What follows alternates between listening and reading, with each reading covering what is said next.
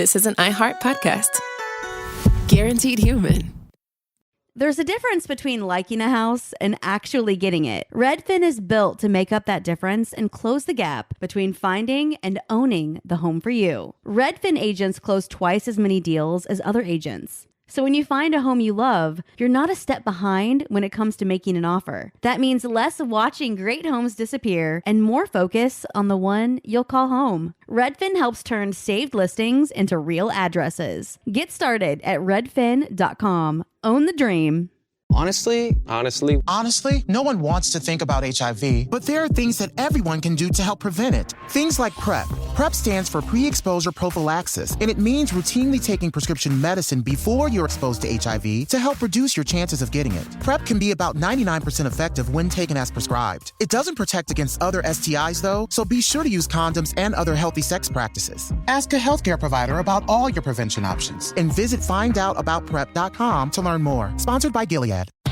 With the all-new Audi Q3, the answer's always yes. Yes to adventure. Yes to escape. Yes to right now. The all-new Audi Q3, made for the yes life. You're a pro at running your life, at committing to your workout, at showing up every day. At Bombas, we're pros too. Pros at making socks. Our sport assortment has specialized socks for whatever sport you're committed to. Running, hiking, golf, Pilates, and so much more. Made with sweat-wicking yarns, blister-fighting details, and targeted arch support. Bombas Sport is pro-level socks from the pros of socks. For another pro, you. Go to bombas.com/audio and use code audio for 20% off your first purchase. That's bombas.com and use code audio. You've always had the feeling that there's something strange about reality. According to the Stuff to Blow Your Mind podcast, there is. On the show, hosts Robert Lamb and Joe McCormick examine neurological quandaries, cosmic mysteries, evolutionary marvels, and much more. Prosthetics are true testaments to not only human craftsmanship and ingenuity, but also to the plasticity of the human brain. Listen to Stuff to Blow Your Mind on the iHeartRadio app or wherever you get your podcasts. Brought to you by DuckDuckGo. Protect your privacy online for free with DuckDuckGo. After 30 years, it's time to return to the halls of West Beverly High and hang out at the Peach Pit. On the podcast 9021 OMG, visit Jenny Garth and Tori Spelling for a rewatch of the hit series Beverly Hills 90210 from the very beginning. We get to tell the fans all of the behind-the-scenes stories that actually happened. So they know what happened on camera, obviously, but we can tell them all the good stuff that happened off camera. Listen to 9021 OMG on the iHeartRadio app, Apple Podcasts, or wherever you get your podcasts. Make sure to check out Drink Champs, your #1 music podcast on the Black Effect Podcast Network. Host NORE and DJ EFN sat down with artist and icon Ye, which Vulture called one of 2021's most significant interviews. I literally had to go like Thanos, and I don't want to have to be the villain, but when I went and did the Donda thing, Ye returned. And everybody had to sit back and watch the real leader.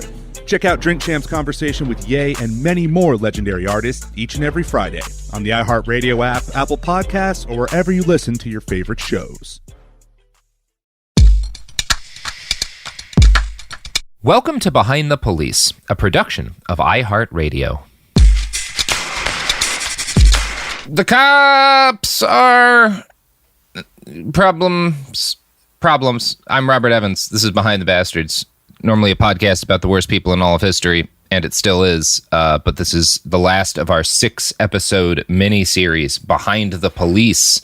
That introduction started out rough, but it came together in the end, much like the police, except for, well, no, not really. My guest with this episode, as with all of the others, is Jason Petty, better known as the hip-hop artist Propaganda. Jason, how are you doing? What's up? I'm breathing thin air. Because I'm on the road. But let's hope that this isn't the end of the police story and it does turn out okay. Yeah. I think they might pull it together in the last quarter. Yeah. Let's just hope the last quarter isn't the year 4000. Yeah. Now I haven't been checking the news in months, so I don't know how the police are nowadays. Yeah. I assume everybody's happy with them. Yeah. Or they're sticking to brand. Yeah. So, boy, Jason, as I finished this up, it became incredibly clear to me how much I was going to have to leave out of this series. Like, not just the fact that we're not really talking about federal law enforcement, the FBI, the DEA, the ATF, just because I wanted to focus on, like, you know, cops, like normal, straight up, specifically cops. In your neighborhood cops. Yeah. There's like so much, like, we're not going to talk much about the civil rights movement just because a lot of what the police did then was just kind of like the same tactics that we already talked about them doing in previous periods. Yeah. We're not going to talk a lot about like the LGBT movement and violence against them. We're not going to talk about the Green movement and the suppression of that, just because I already wrote 16 pages for today. Sheesh. Yeah. Yay. So we're gonna talk about strap in. what I think is the right last subject to end on a series that is inevitably not going to cover everything that it would have been good to cover. And that is the militarization of American police. Yes. So that's where we're going to today. And it's important to note, I'm going to throw this in there, that like all the pieces that he's talking about, like, remember, those are like lived experiences. So it's a piled on history that emotionally and psychologically, all of us who have lived through it, like, know it's there. But good God, if there's no way to actually cover all of it in a podcast, you know what I'm saying? No, I mean, if we'd had another dozen episodes, we wouldn't have had to leave out much. Yeah. Like, we would have had to leave out a lot, but we would have been able to give broad coverage of all of the things. But like, there's just, this isn't going to be, you know, we had to stop somewhere. So militarization, I think, does kind of make sense to focus on in our last episode, because it's kind of the biggest aspect of where we are right now, in terms of like why the shit that's happening right now is happening. Like, a lot of it has to do with militarization, and obviously the foundational issues of racism that were behind policing contributed too. So we're going to talk about all that. But to start us off today, we are going to get into one of the aspects of U.S. law enforcement that we have thus far failed to cover in enough detail: U.S. policing and indigenous peoples. Come on. Yeah, because this is really where we get to the very start of militarized police in the United States. When people use that term today, militarized police, they're generally referring to equipment, right? The transition of cops from the friendly Andy Griffith-style lawman who wore like maybe a gun on his hip and a pair of handcuffs to like the guys wearing heavy body armor and a tool belt with like 5 different weapons on it. Police tanks and grenade launchers and AR-15s. And when people talk about that stuff, they kind of see militarization as a new and worrying trend, because the cops they grew up with didn't look like that. And that's a part of police militarization. And it is a new part of police well, it's not even really a new part of it. It's worrying, but it's not new. But it's the most visually identifiable. You know, like, somebody can get their brain around that. Like, if we say there's a problem with militarization, you could go, logically speaking, I am not an enemy insurgent, so I don't understand what you need a grenade launcher for. Yeah, I so didn't you get your brain around it. Yeah. You didn't used to, on a daily basis, see dudes in like the middle of Los Angeles who looked like they could have walked out of downtown Kabul, right? Like, and now you do. And why that is easy. Camo, bro? Yeah. Why are you wearing camo? Like, how is it? What do you expect to happen in the middle of downtown Portland? The fucking. I was at a cop riot the other day where like there were like a bunch of rapid response guys in fucking like rural camo, and it was like, what are you? We're in the middle we're out in front of the Portland Justice Center. What do you think is going to happen? If you're going to blend in, you need to be wearing some like cut off Dickies, wearing some sort of coffee stain on your shirt. Get some really tight jeans and a flannel shirt if you want to camouflage into Portland. Like, what do you fucking play? That wouldn't even camouflage you in the goddamn woods. Thank you. So, in episode 2 of this miniseries, we talked about how the Philadelphia State Police were formed in direct imitation of the Philippine Constabulary, a colonial police force the U.S. formed to suppress the natives of a conquered land.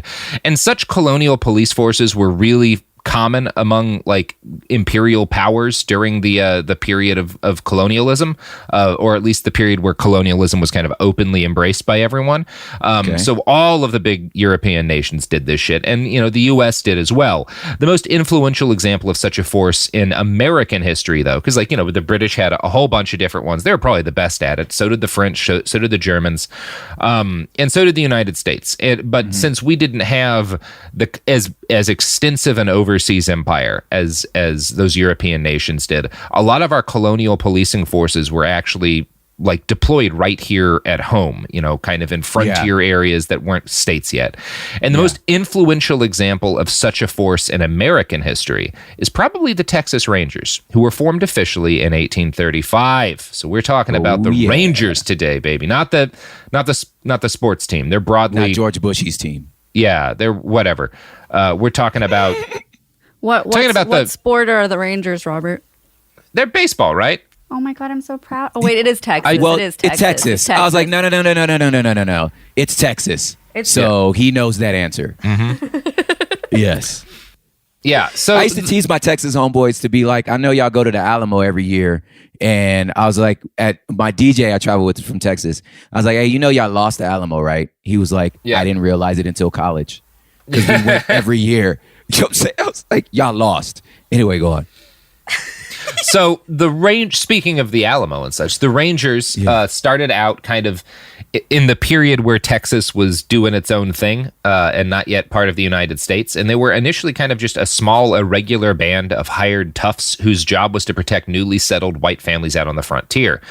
This put them in constant conflict with local native tribes, the Cherokee and the Comanche primarily, and it also pit them against the Mexican population in the area. The Texas Rangers quickly evolved into one of the most formidable forces for protecting whiteness on the American frontier. When non-white people were accused of robbing or attacking white settlers, the Rangers acted as designated vigilantes to see that justice was done. And because we're talking about Texas in the period we're talking about, we're actually talking about like what is today Texas, Oklahoma, parts of New Mexico, and even some Colorado, I think. Like it's that whole region. And a lot of this is like Comanche, who were like, this is where they'd been living for a while. And they started having conflicts with settlers, and settlers would murder them. They would murder settlers, and the Texas Rangers would be they'd act a lot as like scouts and stuff for like hunting down these bands and leading militias to them and stuff. And that's kind of like they're kind of like special forces in this period. And I just can't just throwing it in, like I just think like the social interaction, just the humanity of the moment. Of course, it's tense. Of course, it's like there's a lot of like bigger forces of like colonialism and frontierism and all these things happening. But just the human interaction of saying, you're just waking up, gonna make a cup of coffee, step out of your house, and someone's building a house in your lawn. Yeah. And they looking at you like you crazy. And just like, what be like, what are you doing, man? And it's one of those, I don't want to, I'm talking at my ass a little bit now because it's been a long time since I've read like one good book about what happened to like the conflict between the Comanches and the white settlers in this period. Yeah. But if I'm not mistaken, like they were living somewhere else and we kicked them out of it. And so they wound up kind of in the broad Texas region, and then we were like, okay, but not here either. Like it was this. It was this too. Yeah. Yeah, it's a very frustrating history. Yeah. So white settlers quickly learned how to use the Texas Rangers as like a mercenary force, and not just against like indigenous peoples. It became very common for white men to raid cattle from Mexican ranches, and then the Mexicans would steal their cattle back, and so the white folks would call in the Texas Rangers to retrieve their stolen property. And the Texas Rangers would murder people during these like raids to retrieve like cattle they had owned and had been stolen from them and that they'd taken back. As a rule, in sort of the Texas Republic period and in the early period of statehood, when non-whites resisted the Rangers in any way, they could be killed, arrested, or tortured. So the Texas Rangers go from being kind of this like quasi-military scouting force, like a counterinsurgency force, to like acting as kind of a law force for defending whiteness on the frontier. And over the course of several decades, the Texas Rangers acted as the tip of a spear that gradually drove most indigenous peoples out of Texas, often very violently. Yeah. For much of the 1800s, the Rangers were, like counterinsurgency was kind of their bag. And they worked with the militia or the military as basically special forces. The Comanche Wars were a brutal series of conflicts that crossed the line into outright ethnic cleansing on a number of occasions. And the Texas Rangers were very heavily involved. One of these ethnic cleansing moments would be the Red Fork Massacre of 1840, when a team of Texas volunteer rangers surrounded a Comanche village whose men were all out raiding. Rather than attempt to arrest the women, children, and elderly inside, the Rangers surrounded the camp and opened fire. When their rifles ran out of ammunition, they closed in with pistols to execute the survivors. Some 140 Comanches were gunned down, and probably another 140 at least died later from exposure. Their horses were stolen to pay the Rangers. Now, this was an act of genocide, and was also pretty much a fundamentally military endeavor. But that's generally when we're talking about like the kind of cutting edge of the genocide against the Native Americans, the intentional parts of it. We are often talking about a military endeavor. Like policing plays a role, but it's a lot of like the U.S. military, and the Rangers I'm moving to a different part of the country, but like when you get into like the Little Bighorn and General Custer stand, that was a military move too. And in a lot of ways, the ingredients were the same also, in the sense that like, this is where the Crow Nation lives. Now we we only live here because y'all made us live here. And then you discovered gold in the Black Hills, and now you want our land again. And so just this like, obviously at Little Bighorn, it's because they grossly underestimated Sitting Bull, but that continual like fake diplomacy, which was really a militarized ethnic cleansing. From what I know, from the first tour I ever did was 27 Native American reservations. So first tour as an artist. So when you start talking to them about the way that they see these things, it's in their mind, it's always been an act of military. Yeah, and that's part of, I guess, why we haven't kind of gone into that aspect as much. And one of just because like it's less of a policing thing and more of a military thing. Although those lines blur, and they blur especially with the Texas Rangers, because while the Rangers kind of start out as a quasi-military force, as the 1800s turn into the 1900s and kind of the frontier fades, the Rangers transition it into a law enforcement agency, and they're broadly similar to the U.S. Marshals. Like today, that's kind of like more or less where they land. And they're like this weird Texas state law enforcement agency that kind of resembles in a lot of ways more of like a Fed type agency than it does, a beat cop, but they're law enforcement now. So they still exist. Yeah, they still exist. They go not from like being as like not like it's not like Queen Elizabeth. Like they actually do. No. Okay. If you fly into Love Field Airport today in Dallas, which is the airport you want to fly into and out of in Dallas, because DFW was a goddamn nightmare. There's a statue. There's a statue of like a cowboy looking dude with a 6-gun on his hip. That's like a statue of the Texas Rangers. And I think it's like the words written on it are "One Ranger, One Riot," which is their motto. And we'll be talking about where that motto really comes from now. But they're still around. They're still a law enforcement agency in Texas. And they kind of transitioned from being a military guerrilla warfare unit to being like the law. As a side note, I still don't know what a U.S. Marshal does except for fly on a plane. And I don't know if that's true. Yeah, the movie U.S. Marshals, I think, is perfectly accurate. Just watch the movie U.S. Marshals with Robert Downey Jr. and Tommy Lee Jones, and I think that's 100% right. I was like, so this is unnecessary. Your whole job is unnecessary. Okay, anyway, go on. So the new Texas Rangers as law enforcement didn't act as like military scouts anymore, but they still enforced white supremacy at the barrel of a gun.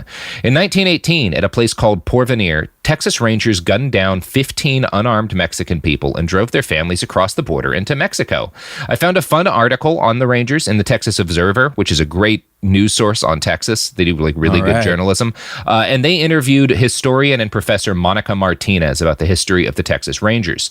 The article notes, quote, Martinez's research posits the height of Texas Ranger violence against Mexicans to have occurred from 1915 to 1919. Some 300 ethnic Mexicans were murdered between 1915 and 1916 alone. These dates coincided with the reign of not only the disgraced Governor James Pa Ferguson, but also, starting in 1917, the oft-venerated William P. Hobby. Martinez is appropriately unsparing in her detailing of Hobby's consistently anti-Hispanic, anti-NAACP agenda. In short, he used the Rangers as his own personal goon squad in instigating intimidation tactics against minorities. Hobby presided over an era that, according to Martinez, saw the widespread practice of executing landowning Hispanic men to force the sale of their land by their widows through threats of physical violence. Sheesh. Yeah. Gangsters. Is this the same Hobby from the Houston airport? Yeah. Wait. Same guy. Yeah, I think so. Yes. Yeah, there's George Bush and then there's Hobby. That's like that's Houston's love field. You know what I'm saying? Like, their other airport. Yeah. Much of said violence aided and abetted, if not directly perpetrated by the Rangers with official state consent. Powerful U.S. political elites like Hobby made sure that any serious investigation of Ranger crimes through official legal channels would be doomed to failure. Now, yeah, that is just straight up ethnic cleansing again. Yeah. Like they're still ethnically cleansing people. And obviously I didn't learn any of that in Texas history classes. Of course not. I learned about them fighting the Comanche, but it was framed as like, well, they were, both two sides in a war and they both did bad things. Now, it turns out that, and this is, I also didn't learn in middle school. It turns out that the Texas-Mexican border was kind of prior to this point where the Texas Rangers come in and start murdering landloaders. It was a semi-autonomous region because it was both too remote and too close to Mexico to really be controlled by any central government. So people on the border from both countries would travel freely and like cross the border kind of without even noticing it was there. They built communities together. They had families together. They traded together. And this was great for them, but it was really bad for rich people and racists who lived many hundreds of miles away. So the Texas Rangers were sent in to secure the border. And this was like the first time the border was really secure. Here we go. And again, they did this by executing people who owned land near the border and handing their stuff, actually Mexican people who owned land near the border and handing their stuff over to white people. The dead were portrayed as bandits and criminals, and heavily armed Rangers would pose for photographs with their bodies. By 1919, the sheer scale of the violence had forced a state legislative hearing on extrajudicial killings by the Rangers. This hearing resulted in no formal charges, and the detailed record of the Texas Rangers' mass murder spree was sealed for 50 years so as to not tarnish their record as Texan heroes. Yeah. I bet. Yeah. Also, there's parts of El Paso that are still like that. You still can't tell where the border is and isn't. Where there's a high school down there, I know because a kid came to a show where the football field is in Mexico.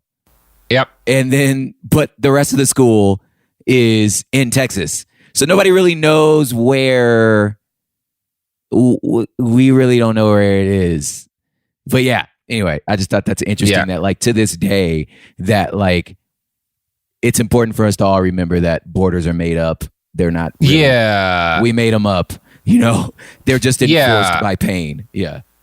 Yeah, maybe they're not real and they're not real. Yeah, enforced by pain is a good way to So the Texas Rangers went well into the 20th century acting as a colonial police force. They didn't stop in 1919. And Alex Vitale, author of The End of Policing, writes, quote, in the 60s and 70s, local and state elites used Rangers to suppress the political and economic rights of Mexican Americans and played a central role in subverting farm worker movements by shutting down meetings, intimidating supporters, and arresting and brutalizing picketers and union leaders. They were also frequently called in to intimidate Mexican Americans out of voting in local elections. Most Latinos were subject to a kind of Juan Crow, like it's a Jim Crow thing, in which they were denied the right to vote and barred from private and public accommodations such as hotels, restaurants, bus station waiting rooms, public pools, and bathrooms. This is what that statue in Love Field is referring to when it says one Ranger, one riot. That's the riot, is Mexicans being like, what if we had the right to vote? And Texas Rangers saying, what if we shot you? You still have to say to yourself, like, if it's so you like, everybody's situation is so unique, but like as a Texan Mexican where you never moved, your house never moved. It's just the land up under you became Texas. And then everybody acting like you ain't supposed to be there, that you ain't got rights. He was like, I've never left. I don't understand how I don't have rights in land. I ain't never left. Yeah. Like, you're the new guys. Yeah. It's just the mind bender of that. Yeah, it's pretty cool. Yeah. It's pretty awesome. Cool and good. So the Rangers were eventually beaten back to an extent in the early 1960s when Tejanos began to organize in a significant way. They set up voter drives and literally fought in some points to get leaders elected on the local city council of a small town called Crystal City. This whole operation exploded into a big fight with Rangers cracking skulls and trying to break up rallies. But this time their victims attracted the attention of the press. The Rangers eventually were forced to back down by public opinion, and the Tejanos won both the election and major civil rights concessions from the white majority, all across Texas. And things started to get better. Obviously, they're still not perfect or even great, but they got better. Today, the Texas Rangers are sort of just like a weird Texan variant of the U.S. Marshals. They do a lot of unsolved crime investigations, like cold case murders. They investigate serial killers. They also act as kind of like, they're supposed to be kind of a watchdog for the police because they investigate officer-involved shootings. And, of course, they do border security. And the fact that they have I don't know enough about how they do today to know how problematic they are and sort of currently in the vein of the rest of law enforcement. I will say they have a very positive reputation among just Texans. And this is not due to anything they actually do, but is owed largely to the 1990s TV show Walker, Texas Ranger, in which Chuck Norris... I was assuming. Because of Chuck Norris. Yeah, Chuck Norris basically erased the century and change long history of ethnic cleansing and genocide by doing enough roundhouse kicks while wearing a badge on his chest that people were like, they're okay now. Because he punched a bear. Look at him. He punched a bear. Yeah. He's got to be a good guy. And in sort of in following this arc of like committing genocide, acting as like a military force of ethnic cleansing and like mass murder to suppress minorities, and then getting whitewashed by a TV show with Chuck Norris. The Texas Rangers kind of perfectly encapsulate a lot of law enforcement history in this country. That is the most succinct sentence. Yeah. This is the most succinct sentence we've done this whole series. Yeah, they captured all 6. They participated in at least 2 genocides, but then Chuck Norris started kicking people and it was all right. Yeah. Spinning roundhouse kick. Cool stuff. Also, as a native Californian who married a first-gen Mexican woman from southern Mexico, I will go to my grave that I am not a fan of Tex-Mex food and that queso is terrible. Oh, no, that's the only thing I'll fight for about Texas is Tex-Mex. Hey, man. Hey. I'll take your fajitas. They're great, but you can leave that queso alone. Fucking Cali-Mex putting fish in everything. Come on. Touche. Yeah. I mean, it's actually all pretty incredible compared to the burritos we get up here in the Pacific Northwest. Don't call those burritos. Yeah, no, they're not. They're not burritos. Really Somebody offensive. put quinoa in one of them. I was just like, Jesus. what are you? That's a wrap. God that's damn just a it. wrap. Yeah, bro. that's a wrap. Come on. Yeah, don't call it's this not a a burrito. fucking burrito. Yes. Yeah. So in our last episode of the series, we talked about August Vollmer. You remember Vollmer, like the good, the best cop that we're going to talk about in the series? One. Yeah. Yes. Probably the most influential police chief in U.S. history. Vollmer was a big advocate of what is called like the professional model of policing, of like what a police force should be. He believed that police officers should be trained professionals with college degrees. And when he thought trained professional, he was not thinking about killing, right? Like their ability to handle a gun and shoot people was kind of low on Vollmer's list of what cops should be professional at. He focused on, number one, their ability to kind of scientifically solve crimes, and their ability to interface with and be parts of communities. And these are Those both are still good things. Yeah, broadly, they're still problematic. One of the things we won't get into enough is that number one, like a lot of police science fingerprinting and stuff works a lot less well than they say it does. So like, and shit like, yeah, like there's a lot of problems with that. And there's also people who argue that community policing doesn't like is better than, maybe what we're doing now, but doesn't really work all that well. Like there's arguments to be made. We're not going to get into them enough. I don't want to be saying that like his attitude was perfect, but I think it was less problematic. Yeah. Was he like the precursor to like CSI Miami? You know, like yeah, absolutely. Where you got to like scientifically solve these crimes, and that everybody that has a science degree in forensics is unimaginably gorgeous, and they work in a lab that looks more like a club. Yeah, it's really well lit. Yeah, it's really well lit. Yeah, Vollmer is the guy who advocates for like sexy, brilliant doctor cops who like yeah, exactly. That's kind of his vision. Perfect shape. Yes. Oh my God, in incredible shape with abs. Yes. Like how do they get abs that nice and also do police work? I don't get it, man. Yeah. So that's Vollmer's attitude. That's kind of the professional model of policing. But Vollmer was not the only person with a vision of what policing should be. And there was in the 1920s in particular, a competing model of policing started to evolve.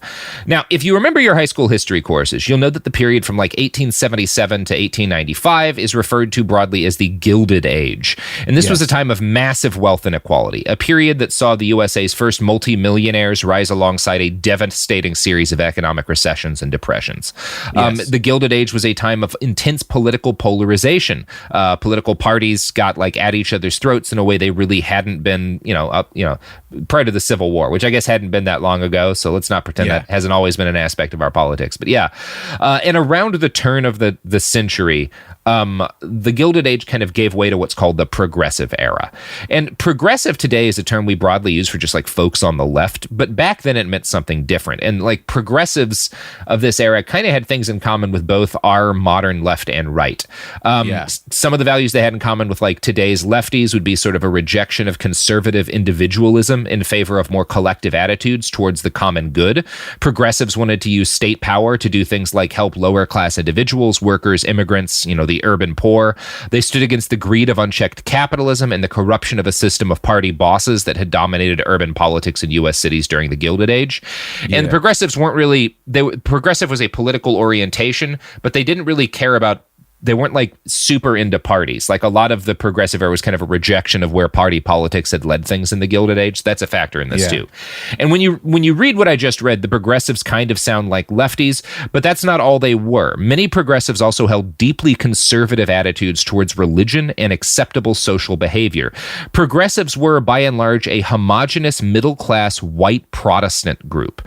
They eschewed political parties in favor of local informal organizations like the Saloon League. And as that last bit might key you in on, a whole lot of progressives were very jazzed about prohibition.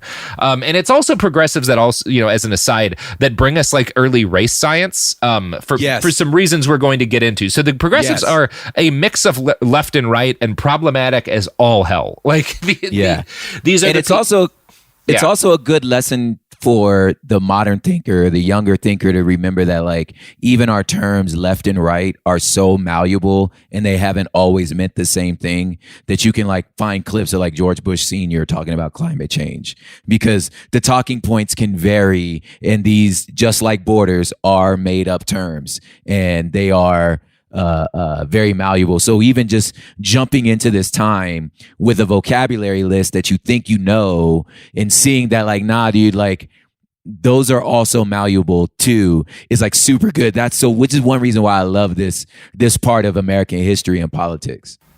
Yeah, and it's like, it's fascinating. It's very because fascinating. They're like, part of why they get into race science is that like this idea that, again, we kind of think of as broadly positive today, this idea that like, okay, the poor, like we should use the government, state resources to help deal with things like homelessness and poverty. Yeah. But the way a lot of progressives take that is like, okay, well, let's figure out the root causes of homelessness and poverty. Boy, it seems like certain races of people are more likely to be homeless or impoverished. Maybe part of what the government should be doing to solve this problem is sterilize them. Like that's where the thought process goes. It's just like, that's a weird sharp left. Yeah. There's obviously, there are certain things I think the government ought to be doing that it shouldn't, but let's never forget that when you start talking about the government ought to do this or that, that can go badly too, which doesn't mean we shouldn't try to solve problems, but let's all keep that in our fucking heads. Let's remember. Yes. Yeah. So have you ever read Justice by Michael Sandow? Oh, no, I have not. Yeah, this is a good one. And it's a complete tangent, knowing that you have 45 more pages to read. But it is important to know, like, what he talked about. The basic premise is like what you see as just, and how you define what justice is. If you can answer that question, it could tell me where you're probably going to land historically and politically. Like, for example, if you think just means the greatest good for all, so everybody. Hi, I'm Cindy Crawford, and I'm the founder of Meaningful Beauty. When Dr. Sabah and I decided to do a skincare line together, he said to me, we are going to give women meaningful beauty. And I said, that's exactly right. We want to give women meaningful beauty, which means each and every product is meaningful. It has a reason to exist. It's efficacious. You're going to get results. And then you just go out and live your life. Meaningful Beauty. Confidence is beautiful. Learn more at meaningfulbeauty.com. This is Matt Rogers from Las Culturistas with Matt Rogers and Bowen Yang. This is Bowen Yang from Las Culturistas with Matt Rogers and Bowen Yang. And now, a vital break from our sponsor, Vital Proteins. You know the blue tub you've probably seen everywhere? That's Vital Proteins collagen peptides. Now, why use them? Because they're the experts, the #1 collagen brand in the U.S. I'm talking about ingredients backed by science and shown to be effective. I mean, when we hit about age 30, our bodies naturally produce less collagen. And collagen has a lot of benefits. A lot! Collagen peptides are a simple wellness supplement that supports healthy hair, skin, nails, bones, and best of all, joints. And it's easy to use. Add a serving to whatever you're already drinking. Morning coffee, afternoon tea, daily smoothie, weekly whatever. I use Vital Proteins collagen every morning. I just mix it into my coffee or a smoothie. It's super easy, and it's become a simple part of my daily routine. But however you do it, consistency is the key. It's crazy how something so effective is so easy. And right now, you can get 20% off your next order by going to vitalproteins.com and using promo code LasCulturistas20. That's LasCulturistas20 at checkout. Huge thanks again to our sponsor, Vital Proteins. These statements have not been evaluated by the Food and Drug Administration. This product is not intended to diagnose, treat, cure, or prevent any disease. Winter is in full swing, and Aleve is here to keep you moving. When the cold weather sets in, everyday aches and pains can linger, but Aleve has got your back. With up to 12 hours of body pain relief per dose, Aleve keeps you going with long-lasting body pain relief to get you through whatever the season brings. Chilly days or cozy nights, Aleve gives you that long-lasting body pain relief you can count on this winter. Try Aleve. Use as directed for minor aches and pains. Picture this. A curve in the road, a change in plans. Well, what do you say? With the all-new Audi Q3, the answer's always yes. Yes to adventure. Yes to escape.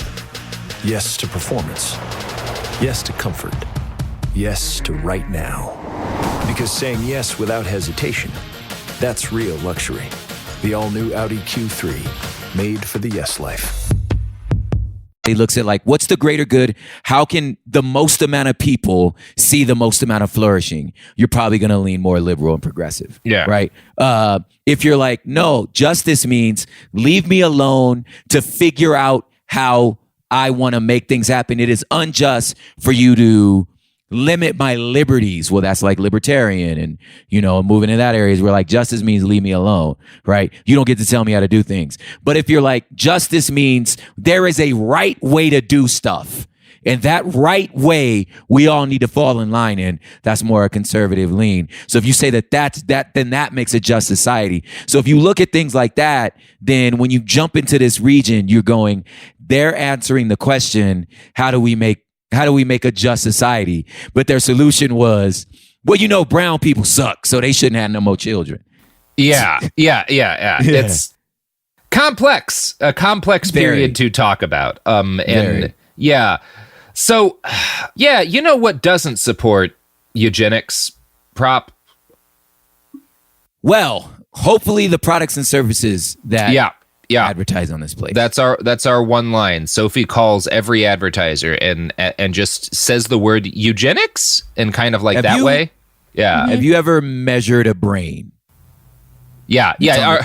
Yeah. Do you take skull measurements? Yes. All right. Here's some ads.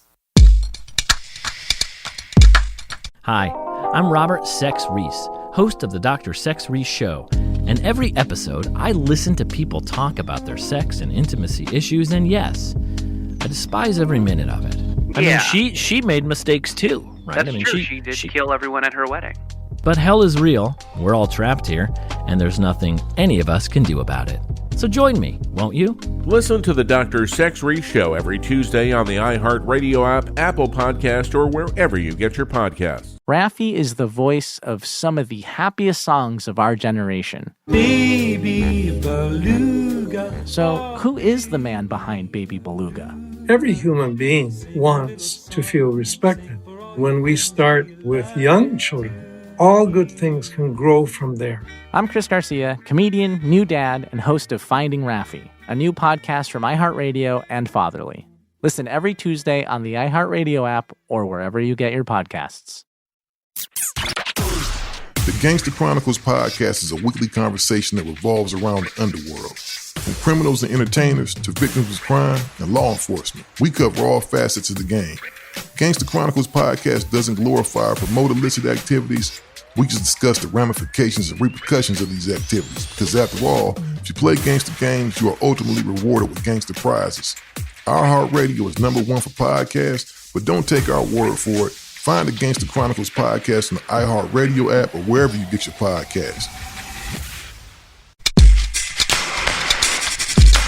We're back, and I hope to God that was not an ad for a company that sells calipers.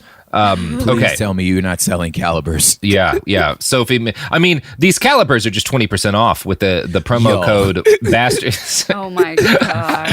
On a personal note, I remember the first time I saw some of those like phrenology, like manuals and drawings. I was just a visual artist, so I was like, dude, that's so cool, and I wanted to buy one of those old ones. And then my father looked at me and was like, boy, if you don't get that out my house, it's a funny moment. Yeah. Anyway. So, all right. So we're talking about the progressives, and particularly the fact that they get whole hog into motherfucking prohibition. And I'm going to quote next from a paper by Ellen Leichtman, an associate professor from Eastern Kentucky University, that's about early police militarization. She starts by kind of talking about the genesis of a lot of progressive thought. So she's talking about progressives here. As the cities grew, many of them began to yearn for a small-town past that had existed mostly in their imaginations. These towns were conceptualized as homogenous villages where everyone knew everyone else and looked after each other. While small towns still existed throughout the country, progressives bemoaned the fact that these traits could not be transferred to urban living. Actually, many of these traits could be found in urban immigrant neighborhoods, but progressives could not transfer their idealized image of small-town living to a foreign environment. The small towns they had envisioned were based on Anglo-Saxon Protestant ethics and culture, not the Catholic, Italian, and Irish, Eastern European, Jewish, and other customs of the immigrant neighborhoods, which did not hold with many of the sumptuary laws, especially that of prohibition, so dear to the progressives' hearts. So they're big family-oriented people, but the actual, like, the people who are really living the kind of family-oriented small-town sort of life within the big cities are these immigrants, and they drink, and progressives hate that. So progressives get their way on prohibition starting January 17th, 1920, but it didn't go well. And the first 2 years of prohibition saw overall crime increase by 24% nationwide. This included a 13% increase in homicide and a 13% increase in assault and battery. Most of this violence was driven by the enforcement of prohibition. One study that compared South Carolina counties that did and did not enforce prohibition found that enforcement led to a 30 to 60% increase in homicides. Sheesh. Yeah. A lot of people get killed when you prohibit drugs arbitrarily, it turns out. This is the lesson maybe we should learn. Yeah. There's at some point somebody needs to go ahead and go in and explain how there was really no scientific reasoning behind prohibition. Just political power. People just didn't like alcohol and wanted the state to stop something they didn't like from happening. The massive increase in violence as a result of prohibition infuriated a lot of progressives. And rather than recognize that prohibition was maybe a bad idea, a lot of them started pushing hard to use state power to put an end to bootlegging in an organized fashion. And this is what led to the first major challenge to August Vollmer's professional model of police. Many progressives began to push for an alternate idea, a military model of a police force. And I'm going to quote again from Professor Leichtman. Well, there was substantial overlap between the professional and military models in that both insisted that the police be autonomous, be subject to physical requirements, and use the latest technology to defeat crime. There was a difference in focus. For the military model, the city and its police represented the nation and its standing army. People who broke the law were equated to enemies of the state, not citizens, and became persona non grata in their own country. To fight these adversaries, the uniformed branch of the police and the detectives, the non-uniformed branch, were equated to different services of the military. Illegal behavior was seen as an attack on the American way of life. To save the country, the police had to engage in a war on crime. Needless to say, many cities began recruiting military men to run their departments. And Jason, one of these military men was a fellow you and I discussed kind of offhandedly in one of the first episodes of this series. You remember when I read you that quote from Marine Corps Major General Smedley Butler? Yes, Smedley. Yeah. Now, that quote was from kind of after he woke up a bit and started to realize some problems with earlier aspects of his career. But in 1924, he was still a Marine Corps general, and the city of Philadelphia elected Freeland Kendrick mayor on a law and order platform. Kendrick, a Republican, was livid that his city had more speakeasies than perhaps any other area in the country. The city of brotherly love had an estimated 8,000 illegal bars and liquor stores in 1923, because it's Philly, it's fucking Philly, right? Yes. Stay on brand, Philly. Yeah. Philly is always on brand. So Mayor Kendrick decided that a military man and a military model were needed to reform the Philadelphia PD into something that could tackle the problem of vice. And he chose Marine Brigadier General Smedley Darlington Butler to be the new director of public safety. And again, Butler was still in the military at this point. He had to get a special leave from the Marine Corps so that he could go be the director of public safety in Philadelphia. So he's still a general. He's still in the military as he takes over a police force. Now, at age 42, in 1942, General Butler had survived 14 campaigns and expeditions over 22 years of service. He had joined the military illegally as a literal child after lying about his age in order to fight in the Philippines. During his time fighting for capitalism, in his own, that's how he framed it later, Butler had earned the nicknames Old Gimlet Eye, Hell's Devil Butler, the Fighting Quaker, and Old Duckboards. He had a lot of nicknames. Yeah. The Fighting Quaker? Yeah, that's a fucking that's a good nickname. Yeah. That's a tattoo, bro. Yeah. Yes. And he gets the nickname Quaker. Old duck boards are wood boards they would put down in trench fighting because it was muddy so that you would be able to walk. And basically during World War I, there was this fight where everything was fucking muddy as shit and they needed to get boards into place. And Butler, who was I think a general still at this point, just picks up a fuckload of boards and runs into the battlefield to set them down. And he won 2 medals of honor and he won and he won a Distinguished Service Cross, which is a British award, their Medal of Honor. He wins 2 of our medals of honor and the British equivalent, or inside the British or the French equivalent. He's not just an officer who commands troops in battle from a safe position. Smedley Butler, whatever else you want to say about him, is a fucking terrifying badass. He was just one of these guys with a contempt for his own safety in battle. Man. Hey, did you know any kids like that when you were in Texas growing up, where he was just a kid that you were just this guy is dangerous and doesn't care about his body, but I'm glad he's my friend. Those are good people to be friends with outside of certain situations.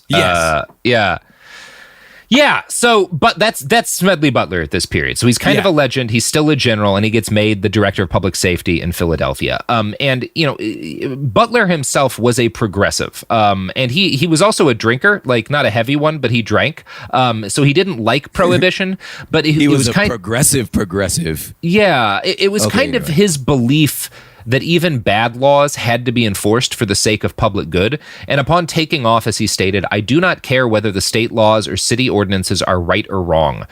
From January 7th, they are going to be enforced." So like that's his attitude. That's such a military attitude too. Yes, it is. Yeah. When you said earlier, like, I've never heard that train of thought put in the order that you put it when you were like, an act of crime is an act against the state. Mm-hmm. Therefore, you are no longer a citizen. You are now an enemy combatant. I've never heard that train of logic because I never understood how, if you're a policeman, how you, like, who are you fighting? I'm like, you're fighting the people you're supposed to protect? Like, I don't get it. That sentence finally at least made me be able to follow the logic. I just wanted to go back and point that out. Yeah, and this is one of the things that we're seeing in Philadelphia right now is like the first time where, so obviously you've had the police being used to suppress segments of the American population, the dangerous classes, right? And in this, like, primarily black and brown people in this period of time. What we start to see happening with the militarization of the Philadelphia police is kind of the first time the police are at war with everyone in the city.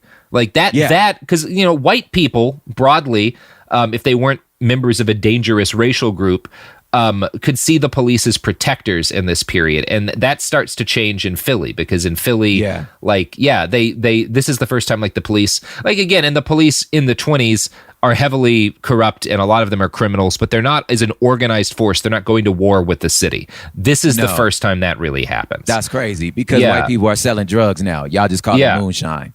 Yeah. So Butler gave his first address to the Philly PD in a uniform he had designed for himself, complete with a cape, which is a flex. Like, whoa. Yeah. Yo, if you got that many medals of honor from multiple countries, you could wear a cape. You get to wear a cape. Yeah, fuck it. Wear a cape. Yeah. He demanded the police stop making bribes, and he told them that while the rest of the city might see them as just a bunch of corrupt gangsters, he saw them as soldiers, like the Marines he'd spent years commanding in battle, and that's what he planned to turn them into. So Butler launched an immediate series of raids on bootleggers and speakeasies, changing city policy by not informing the mayor first, I think in part because he knew the mayor knew some of these people and had been protecting them. And in a matter of days, Butler's police closed down 900 illegal bars. Now, at the same time as he cracked down, General Butler began the process of transforming the Philadelphia police into a military force. He created a new squad of 300 officers whose job was to spy on their fellow cops. These men would be the teeth behind Butler's admonition that Philly cops had to stop taking bribes.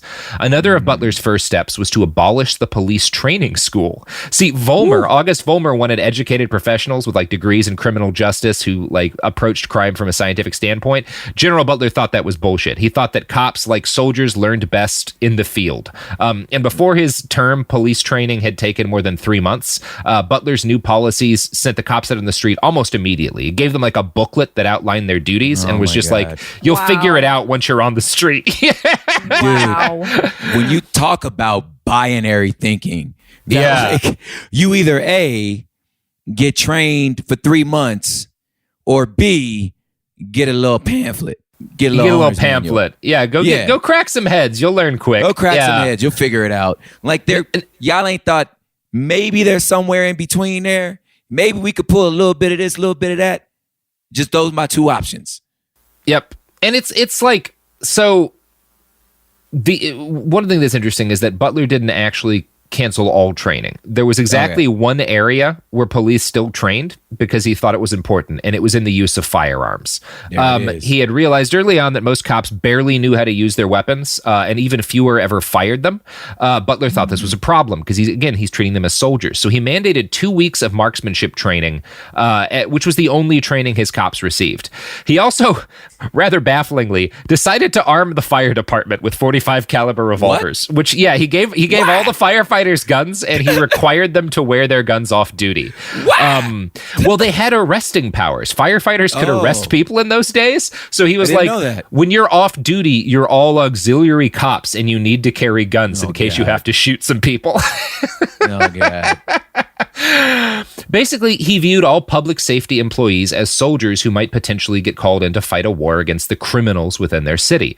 And since every criminal was now the same as a foreign combatant, Butler started applying the same counterinsurgency tactics he'd learned in the Philippines and throughout Latin America. He announced that he would give a promotion to the first officer to kill a bandit. The bandit in question did not have to be committing a violent crime. If he had a revolver in hand or on his body while he was being chased, that was fair game for the Philadelphia PD. From Professor Lichtman's paper, quote, Butler took this further and stated that, like soldiers, those police who killed criminals should not be called upon to either defend themselves or to contribute to their defense. A policeman who shoots a bandit is serving his city exactly as a soldier when firing at his country's enemies, Butler said. He saw no difference in context between the role of the soldier and that of a police officer. That's bad. Yeah, it's not great. I mean, and we wound up nationwide with the same ruling Butler made, that it's cool to shoot people running away. It was like in the 80s or the early 90s where it was like the Supreme Court ruled that if a police officer can shoot you, even if you're not actively threatening them, if you're trying to get away from an arrest, like that's a thing that can happen. It's why cops get to shoot so many people in the back. It's fine. That's bad. So Butler saw no reason why his soldier cops shouldn't have access to the latest in military-grade weaponry. He had ordered several customized armored cars to enable his officers to get into motorized gunfights with bootleggers. Rather than holding 2 men, as with a normal police car, these armored buggies held 4 officers. The rear seats were set up back-to-back with the front seats so that the men in the back could shoot directly at bandits without needing to turn around. Every man in the car would carry a rifle, a sawed-off shotgun, and a revolver. And if you want, I can't imagine a gesture that shows more contempt for the people just living in the city than firing a sawed-off shotgun from a moving vehicle. That's a drive-by. Yeah, I don't understand. That's a drive-by. Yeah, that's so reckless. Just what do you like? A sawed-off shotgun's not accurate at more than like 15 feet in a good situation, and you're just shooting it from a car. A moving one at that. It's fucking nuts. How you do this with a... I just don't understand. Yeah. Yeah, fuck it. Yeah, and again, like I didn't even note this at the start. One of Butler's like requirements when he took the job, because he was used to being a military officer in a foreign war zone, was that no one question anything he did. Like the city like he basically be unaccountable. And they were like, sure. Sure, no problem. Sure, no problem. How many wars you been in? Yeah. That's a lot. Yeah. It's a lot of wars. I, for the first time, in a little personal news, have shot big. This is my first positive experience with guns this weekend that we're recording this. Mm-hmm. Every other experience has been terrifying and life-threatening. This is the first time I've ever seen a gun in a very recreational place. And I walk away with 2 really real thoughts, which is, anyone holding these has to have a deep respect for the deadly power in their hands. Oh, yeah. Like, how do you not revere this thing? Like, you feel its power holding it. And then secondly, what has to click off in your brain to be able to point this at another human? Like, even recklessly or with joy, or just to not think about that. I'm like, some about your soul turned off.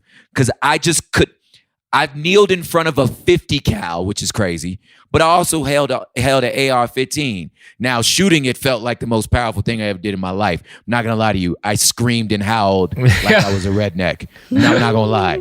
I went, whoa! Not going to lie. But I thought to myself, how could you point this at a person? Yeah. I mean,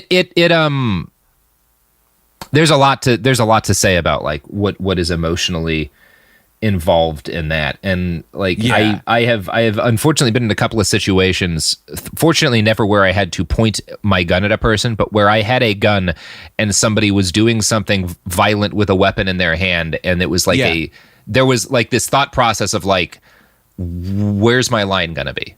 Yes. Yeah. And that's what I'm saying. Like, you still have all your faculties. I believe you're a fully developed human. So you thought to yourself, there is a cost to this. Yeah.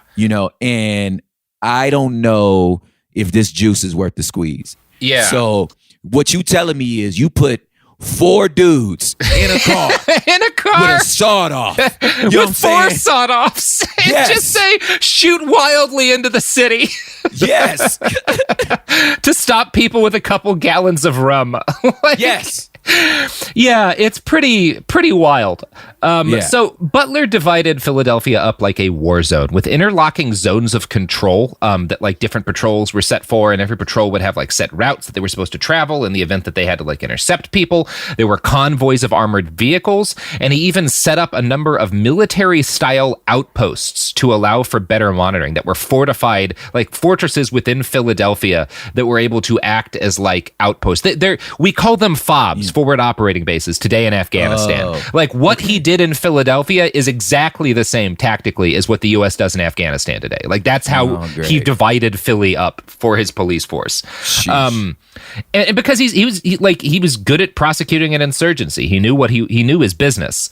And that's what he did to Philadelphia because it was a military model police force. Now, under Smedley Butler, the entirety of Philadelphia's urban infrastructure was actually turned to the cause of prosecuting his war on crime. He used the street lights to broadcast blink codes to officers about what crimes were taking place where. So he would basically do like, not semaphore, what's it called?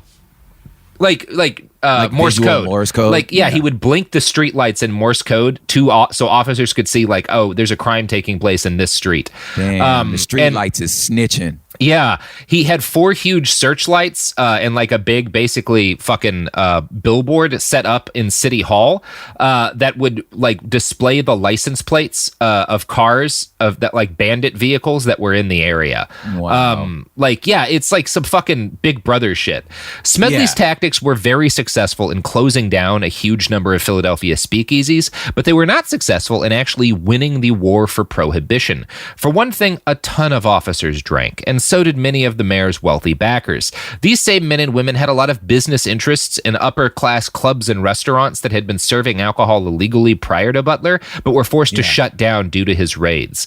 He refused to treat the favorite watering holes of the wealthy any differently than hole-in-the-wall slum speakeasies, and this caused increasing problems for the mayor who had hired him. Yeah. It's complicated. Yeah. Professor Lichtman writes, in an attempt to divert what he saw as an imminent disaster, he asked Butler to meet with these men and women, believing Butler could outline his plans and get their cooperation. But Butler was too brusque and did not handle the situation well. Instead of coming to some sort of compromise with these business people, he approached them as if he were a general and informed them that he intended to install a special squad of undercover detectives dressed in full evening attire to police these establishments. This began a 2-year battle between Butler and the hospitality industry. Butler must have assumed that either the public would support these laws or that he could enforce them against public opinion.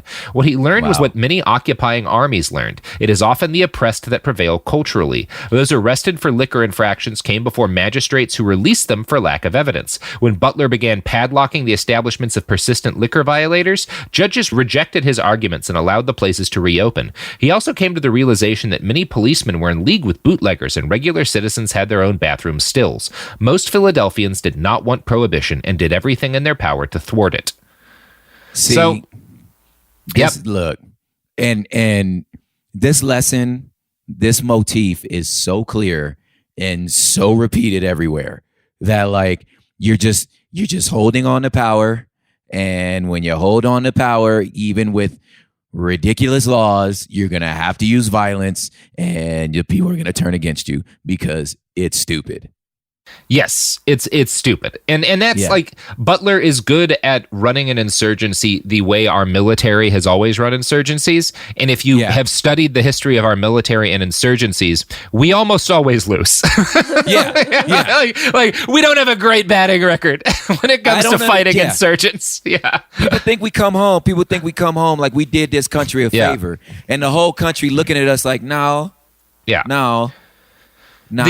It's interesting because the U.S. the modern U.S. military is incredible at combat training, at like training people to fight in gunfights, and all of our training is cribbed and descended from German military training that started out at the end of World War I, and like into World War II. Auftragstaktik is like the name of the kind of techniques, and the German military in World War I and II was not even brilliant. No fucking competition in their ability to train people to fight in gunfights. Yeah, historically speaking, Yeah. heads and shoulders, the German military was above everybody. And they lost both wars. Which maybe is a lesson about the actual value in a broad sense of having your troops be real fucking good at gunfights. Doesn't matter if you fail at the other shit. And that's what Butler fails at, is understanding the broader dimensions of the conflict he's got himself into. And he gets let go from his job running the Philadelphia police after just 2 years. Most of the changes he had instituted reverted back to the way things had been before. Philadelphia continued drinking, and eventually the whole country got over this absurd attempt to ban a widely used intoxicant. Now, during this period, a number of other cities did try the same military model police force tactics as Philadelphia, putting like military men in charge of their police. General Francis Greene, in New York, Colonel James Everington in Los Angeles, Major Metellus Funkhauser in Chicago, one of the best names I've ever heard. Yeah, that's amazing. Yeah. So this is something we try. We try militarized police during Prohibition in a lot of the country, and it doesn't work. Now, there are aspects of police militarization that get adopted in this period that kind of stay. For one thing, police nationwide begin adopting more military-style weapons during this period, picking up automatic rifles because the gangsters have Tommy guns and BARs, Yeah, totally. That's the kind of shit that Bonnie and Clyde and, my cousin Pretty Boy Floyd are packing is machine guns. Yeah. So cops get machine guns, too. In general, though, the military model of policing pursued by progressives in the 1920s and 30s seemed to have died out with Prohibition. The professional model espoused by Vollmer was obviously superior. For a few decades, from the war years up until the 1960s, the story of the U.S. police was the story of growing professionalism and centralization. This was obviously an uneven and imperfect process, but most Americans probably would have assumed that professionalization and the professional model was pretty successful during this period of time. A good example would be law enforcement's success in putting an end to lynching as a widespread phenomenon. Now, as we talked about, that did not actually happen the way that it was presented. But you got to think about how white people at the time would, people aren't getting lynched anymore. We fixed it. Yeah. Well-meaning white people. Yeah. It's like gentrification where it's like, well, crime dropped in the city. Yeah. So in 1954, the TV show Dragnet first hit the airwaves. And Dragnet was probably the first TV show about modern law enforcement or I think it was 1951 actually, was probably the first TV show about modern law enforcement that deliberately set out to be realistic. Every episode opened with the disclaimer that the cases in the series were all real, only the names had been changed to protect the innocent. The creator was a guy named Jack Webb, and he was also the star of the show. He was Officer Friday. And he partnered with the LAPD from the very beginning of the series. This is the very first time that ever happens. And partnering with the LAPD brings the production of Dragnet a ton of benefits. Number one, they were allowed to film anywhere they wanted to in the city. Their crew got access to police vehicles and police gear without paying for it. The department would even loan them real cops to use as extras on the show. All this saved the network just a fortune. Wow. The only cost was that Dragnet scripts had to be approved by the LAPD before they could be filmed. Oh, wow. Yeah. Whole episodes were scrapped on the basis that the police didn't think they portrayed policing in a positive enough light. So obviously, Dragnet's not going to deal with problems in the LAPD. It's not going to deal with inequality, in enforcement and stuff. Dragnet, legitimately broke new ground for American television. It was the first show to actually depict Black and Hispanic cops. But it also failed to mention that the LAPD was segregated. When cops there were very few instances of cops on Dragnet actually firing their guns, but whenever they did, those cops were shown to be calm and emotionally stable in the moment. Nobody ever fired in panic on Dragnet. And the show helped shape a generation's attitudes towards law enforcement, portraying the ideal scientific, professionalized Vollmer police working almost flawlessly, right? The police are just the facts is Friday's catchphrase, right? Yeah. I was going to ask, that's from that show, right? Just the facts, man. Dragnet is the showing the ideal of the professionalized police. That's what's depicted in Dragnet. And the LAPD has a vested interest in wanting to make sure that gets depicted, obviously. So Dragnet was so good for the LAPD's image and reputation that in 1955, the commissioner of the California Highway Patrol demanded his public affairs division get us a show like Dragnet. Highway Patrol had its first season later that year. Yeah, so the Highway Patrol show launches next. And of course, the FBI gets their own version of this treatment in 1965 with the creatively named TV series the FBI. All of these shows push an idealized image of what law enforcement was and claim that their fiction was very close to fact. Now, to the extent that people bought into this myth, it started to puncture in 1964 as the civil rights movement took to the streets and U.S. police responded by turning fire hoses and dogs on demonstrators. Yep. Many of the... So when it gets on TV, that shuts it down where it's like, we didn't see this part of it on TV. These people don't seem to be interested in the facts. They seem to be interested in sicking dogs on folks. Yes.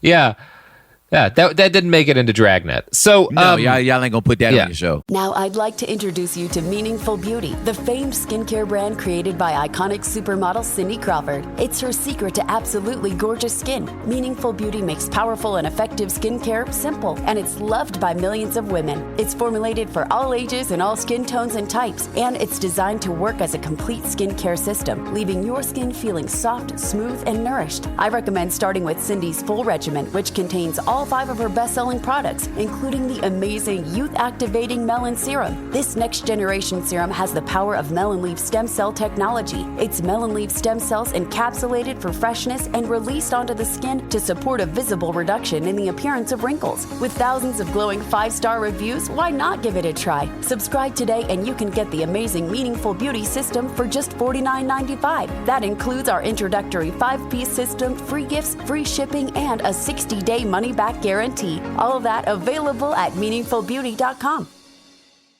This is Matt Rogers from Las Culturistas with Matt Rogers and Bowen Yang. This is Bowen Yang from Las Culturistas with Matt Rogers and Bowen Yang. And now, a vital break from our sponsor, Vital Proteins. You know the blue tub you've probably seen everywhere? That's Vital Proteins collagen peptides. Now, why use them? Because they're the experts, the #1 collagen brand in the U.S. I'm talking about ingredients backed by science and shown to be effective. I mean, when we hit about age 30, our bodies naturally produce less collagen. And collagen has a lot of benefits. A lot!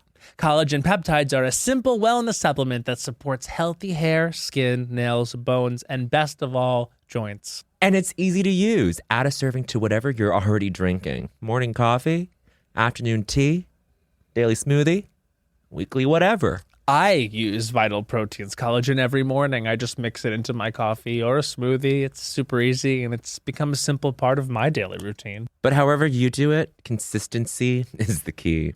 It's crazy how something so effective is so easy. And right now, you can get 20% off your next order by going to vitalproteins.com and using promo code LasCulturistas20. That's LasCulturistas20 at checkout. Huge thanks again to our sponsor, Vital Proteins. These statements have not been evaluated by the Food and Drug Administration. This product is not intended to diagnose, treat, cure, or prevent any disease. Winter is in full swing, and Aleve is here to keep you moving. When the cold weather sets in, everyday aches and pains can linger, but Aleve has got your back. With up to 12 hours of body pain relief per dose, Aleve keeps you going with long-lasting body pain relief to get you through whatever the season brings. Chilly days or cozy nights, Aleve gives you that long-lasting body pain relief you can count on this winter. Try Aleve. Use as directed for minor aches and pains. Picture this. A curve in the road, a change in plans. Well, what do you say? With the all-new Audi Q3, the answer's always yes. Yes to adventure. Yes to escape. Yes to performance. Yes to comfort. Yes to right now. Because saying yes without hesitation, that's real luxury. The all-new Audi Q3, made for the yes life. And most of the protests, many of the protests and what were called riots during this period were sparked one way or another by police brutality. The police tear-gassed masses of young activists at the 1968 Chicago DNC, and from 67 to 68, there were 292 mass demonstrations on 163 college campuses. Most were in opposition to the Vietnam War. By the end of 1968, vivid images of battered civil rights protesters, clouds of gas, and the corpses of those students at Kent State had very significantly reduced public opinion of law enforcement to probably its lowest ebb up till the present moment. Like, my grandpa was a lifetime military man, fought in World War II in Korea, was like managing a hospital on Okinawa on a military base in Japan when Kent State happens, and was like very pro the Vietnam War, and he was fucking furious about Kent State. Because like that was the thing. Like Kent State lost even like a lot of like pretty conservative military, because they were like, that's not what the military's for. We're not supposed to shoot kids with signs on college campuses. Like people get real pissed at law enforcement in this period of time. And in 1968, in order to address the collapsing faith in law enforcement nationwide, the U.S. Congress passes the Omnibus Crime Control and Safe Streets Act, which, among other things, pumped a shitload of federal dollars into what Dr. Gary Potter, who you'll remember from other episodes we've talked about, calls rather cosmetic police community relations programs, which were mostly media-focused attempts to improve the police image. So this is when you start getting like really advanced public affairs departments and police departments hiring PR agencies to help them reform their image. And a lot of the effort in reforming police images was still landed on Hollywood. And of course, in this period, Dragnet gets brought back for another 3 seasons, running from 1967 to 1970. And the years that Dragnet comes back there's no coincidence there. No, right? Not at all. Yeah. So propaganda did not protect the police from the economic downturns of the 1970s, and cities nationwide started making massive cuts to police and other municipal workers just because the economy fell apart. And this isn't a show about the economy, but a big part of what happens is like the U.S. had started exporting a lot of manufacturing jobs. This is when we start to see the hollowing out of this middle class and of like these good union jobs that had persisted for decades since the end of the war. In the 70s, this all falls to shit. We start getting eaten alive economically by like Japan and other countries, and this is when like the services start to be cut nationwide, and one of the services that gets cut is policing. Out Robert, of necessity. Speaking of services. Ooh. Yeah. You know what services won't be cut? Yeah. That was good, Sophie. You know who doesn't hollow out the American middle class? Actually, who hollows out their wallets. Okay. Hey. Yeah, there we go. Services. I'm Colleen Witt. Join me, the host of Eating While Broke podcast, while I eat a meal created by self-made entrepreneurs, influencers, and celebrities over a meal they once ate when they were broke. Today I have the lovely AJ Crimson, the official princess of Compton, Asia, Kidink, and Asia. This is the professor. We're here on Eating While Broke, and today I'm going to break down my meal that got me through a time when I was broke. Listen to Eating While Broke on the iHeartRadio app, on Apple Podcasts, or wherever you get your podcasts. Hey, Lethal listeners. Tig here. Last season on Lethal Lit, you might remember I came to Hollow Falls on a mission, clearing my Aunt Beth's name and making sure justice was finally served. But I hadn't counted on a rash of new murderers tearing apart the town. My mission put myself and my friends in danger, though it wasn't all bad. I'm gonna be real with you, Tig. I like you. But now, all signs point to a new serial killer in Hollow Falls. If this game is just starting, you better believe I'm gonna win. I'm Tig Torres, and this is Lethal Lit. Catch up on Season 1 of the hit murder mystery podcast, Lethal Lit, a Tig Torres mystery, out now. And then tune in for all new thrills in Season 2, dropping weekly starting February 9th. Subscribe now to never miss an episode. Listen to Lethal Lit on the iHeartRadio app, Apple Podcasts, or wherever you get your podcasts. I called the Union Hall. I said it's a matter of life and death. I think these people are planning to kill Dr. King. On April 4th, 1968, Dr. Martin Luther King was shot and killed in Memphis. A petty criminal named James Earl Ray was arrested. He pled guilty to the crime and spent the rest of his life in prison. Case closed. Right? James Earl Ray was a pawn for the official story. The authorities would parade, we found a gun that James Earl Ray bought in Birmingham that killed Dr. King. Except it wasn't the gun that killed Dr. King. One of the problems that came out when I got the Ray case was that some of the evidence, as far as I was concerned, did not match the circumstances. This is the MLK tapes. The first episodes are available now. Listen on the iHeartRadio app, Apple Podcasts, or wherever you get your podcasts.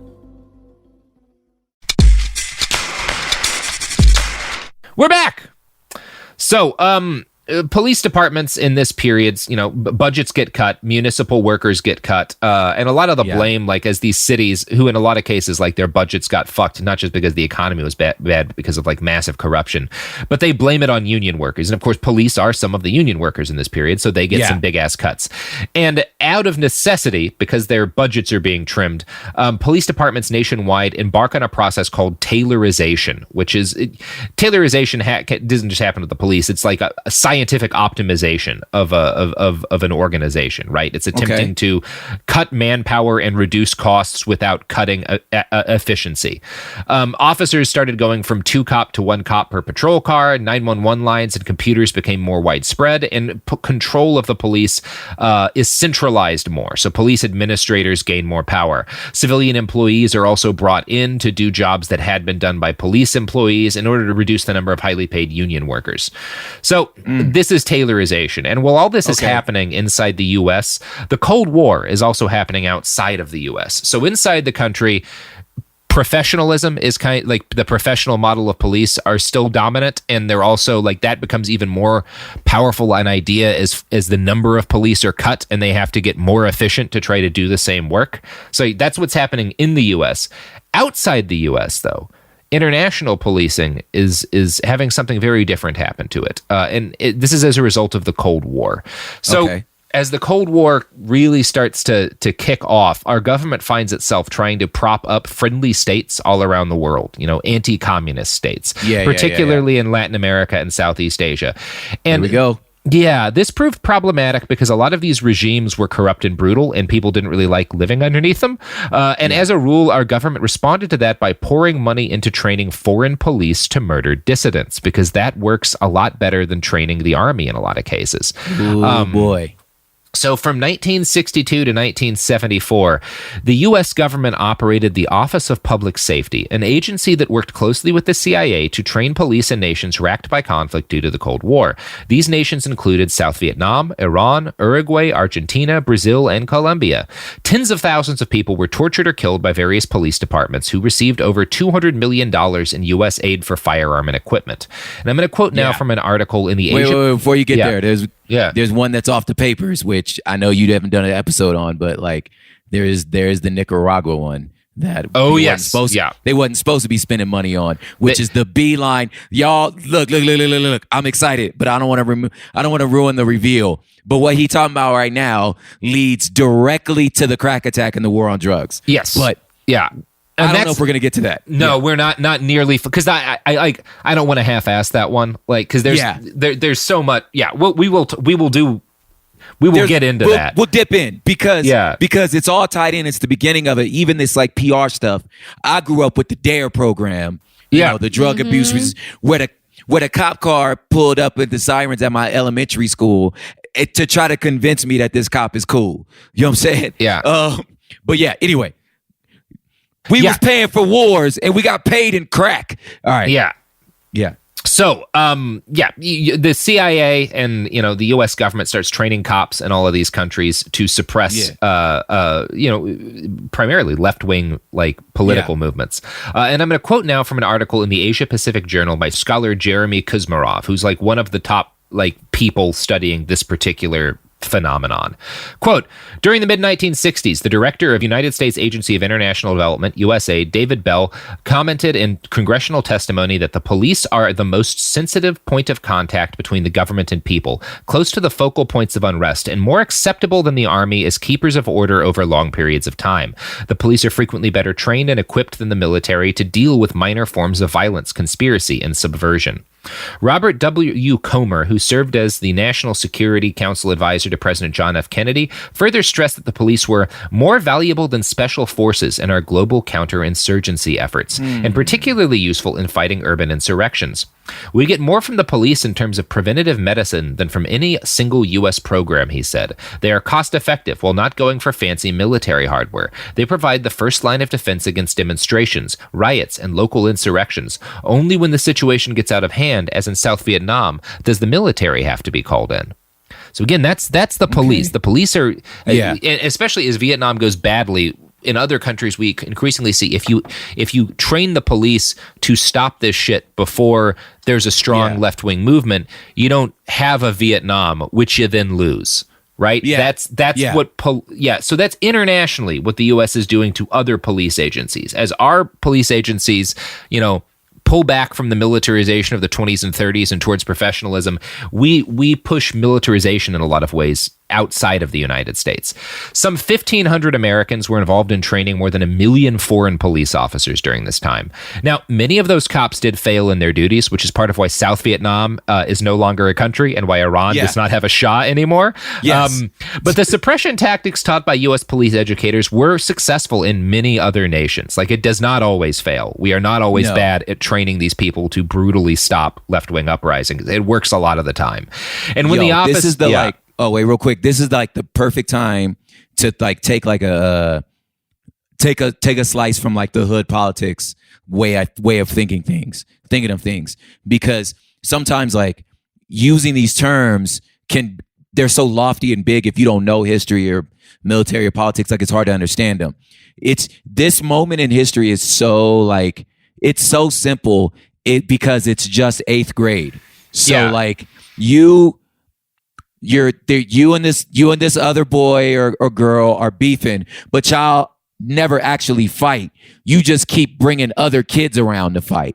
So and I'm proving my side of the playground is better because this kid from who I propped up and trained and gave a rock threw at another kid who's got a rock that's on your side of the playground. And that's proven that I'm hard. But it's really they fighting a fight that me and you are supposed to fight, but we got sense enough to know we probably better not fight this fight. So I'm gonna let you fight it. Really, that's the Cold War.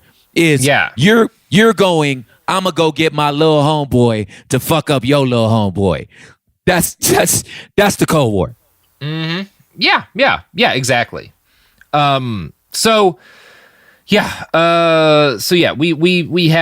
We spend fucking a decade or more training all these foreign police agencies to act as like little homeboys. Counterinsurgent. Yeah, our little homeboys to act as counterinsurgency forces. And when the Office for Public Safety closes in 1974, these police trainers still needed work. Like these guys who'd spent more than a decade training foreign cops, and they find more work, and it's inside of the United States this time. Alex Vitale writes in The End of Policing, quote, "Many of the trainers moved in large numbers into law enforcement, including the Drug Enforcement Agency, FBI, and numerous local and state police forces, bringing with them a more militarized vision of policing steeped in Cold War imperatives of suppressing social movements through counterintelligence, militarized riot suppression techniques, and heavy-handed crime control." Now, in the middle of this period, like right before that office closes, really, like in 1971, so a couple years before we stopped training the police, foreign police in this kind of organized way. Not that we stop entirely, but like the way we had been, we're doing less of it. In 1971, Richard Milhouse Nixon declared drug abuse public enemy number 1. Soon after that declaration, U.S. press began to discuss a new war on drugs. Now, this war was launched just as the U.S. war in Vietnam started to finally end. And spoilers, it wasn't any more successful. Nixon's goal, though, had never actually been to stop drug use. He started the war on drugs because he wanted to win the support of Southern white voters who had gone Democratic for generations. These people were furious about segregation, and they were pushing back at the success of desegregation. They considered civil rights marchers to have been just looters and rioters, but the weak LBJ administration had failed to murder these people. Professor and legal scholar Michelle Alexander explains, quote, "Pollsters and political strategists found that thinly veiled promises to get tough on them, a group suddenly not so defined by race, was enormously successful in persuading poor and working class whites to defect from the Democratic New Deal coalition and join the Republican Party in droves. Ultimately, this backlash against the civil rights movement was occurring at precisely the same moment that there was economic collapse in communities of color, inner city communities across America." And of course, again, we're talking about the 70s. We're talking about a period where the economy contracts massively, and it hits black inner city communities worse than anyone else. And what is the number one predictor of crime, particularly property crime? It's poverty.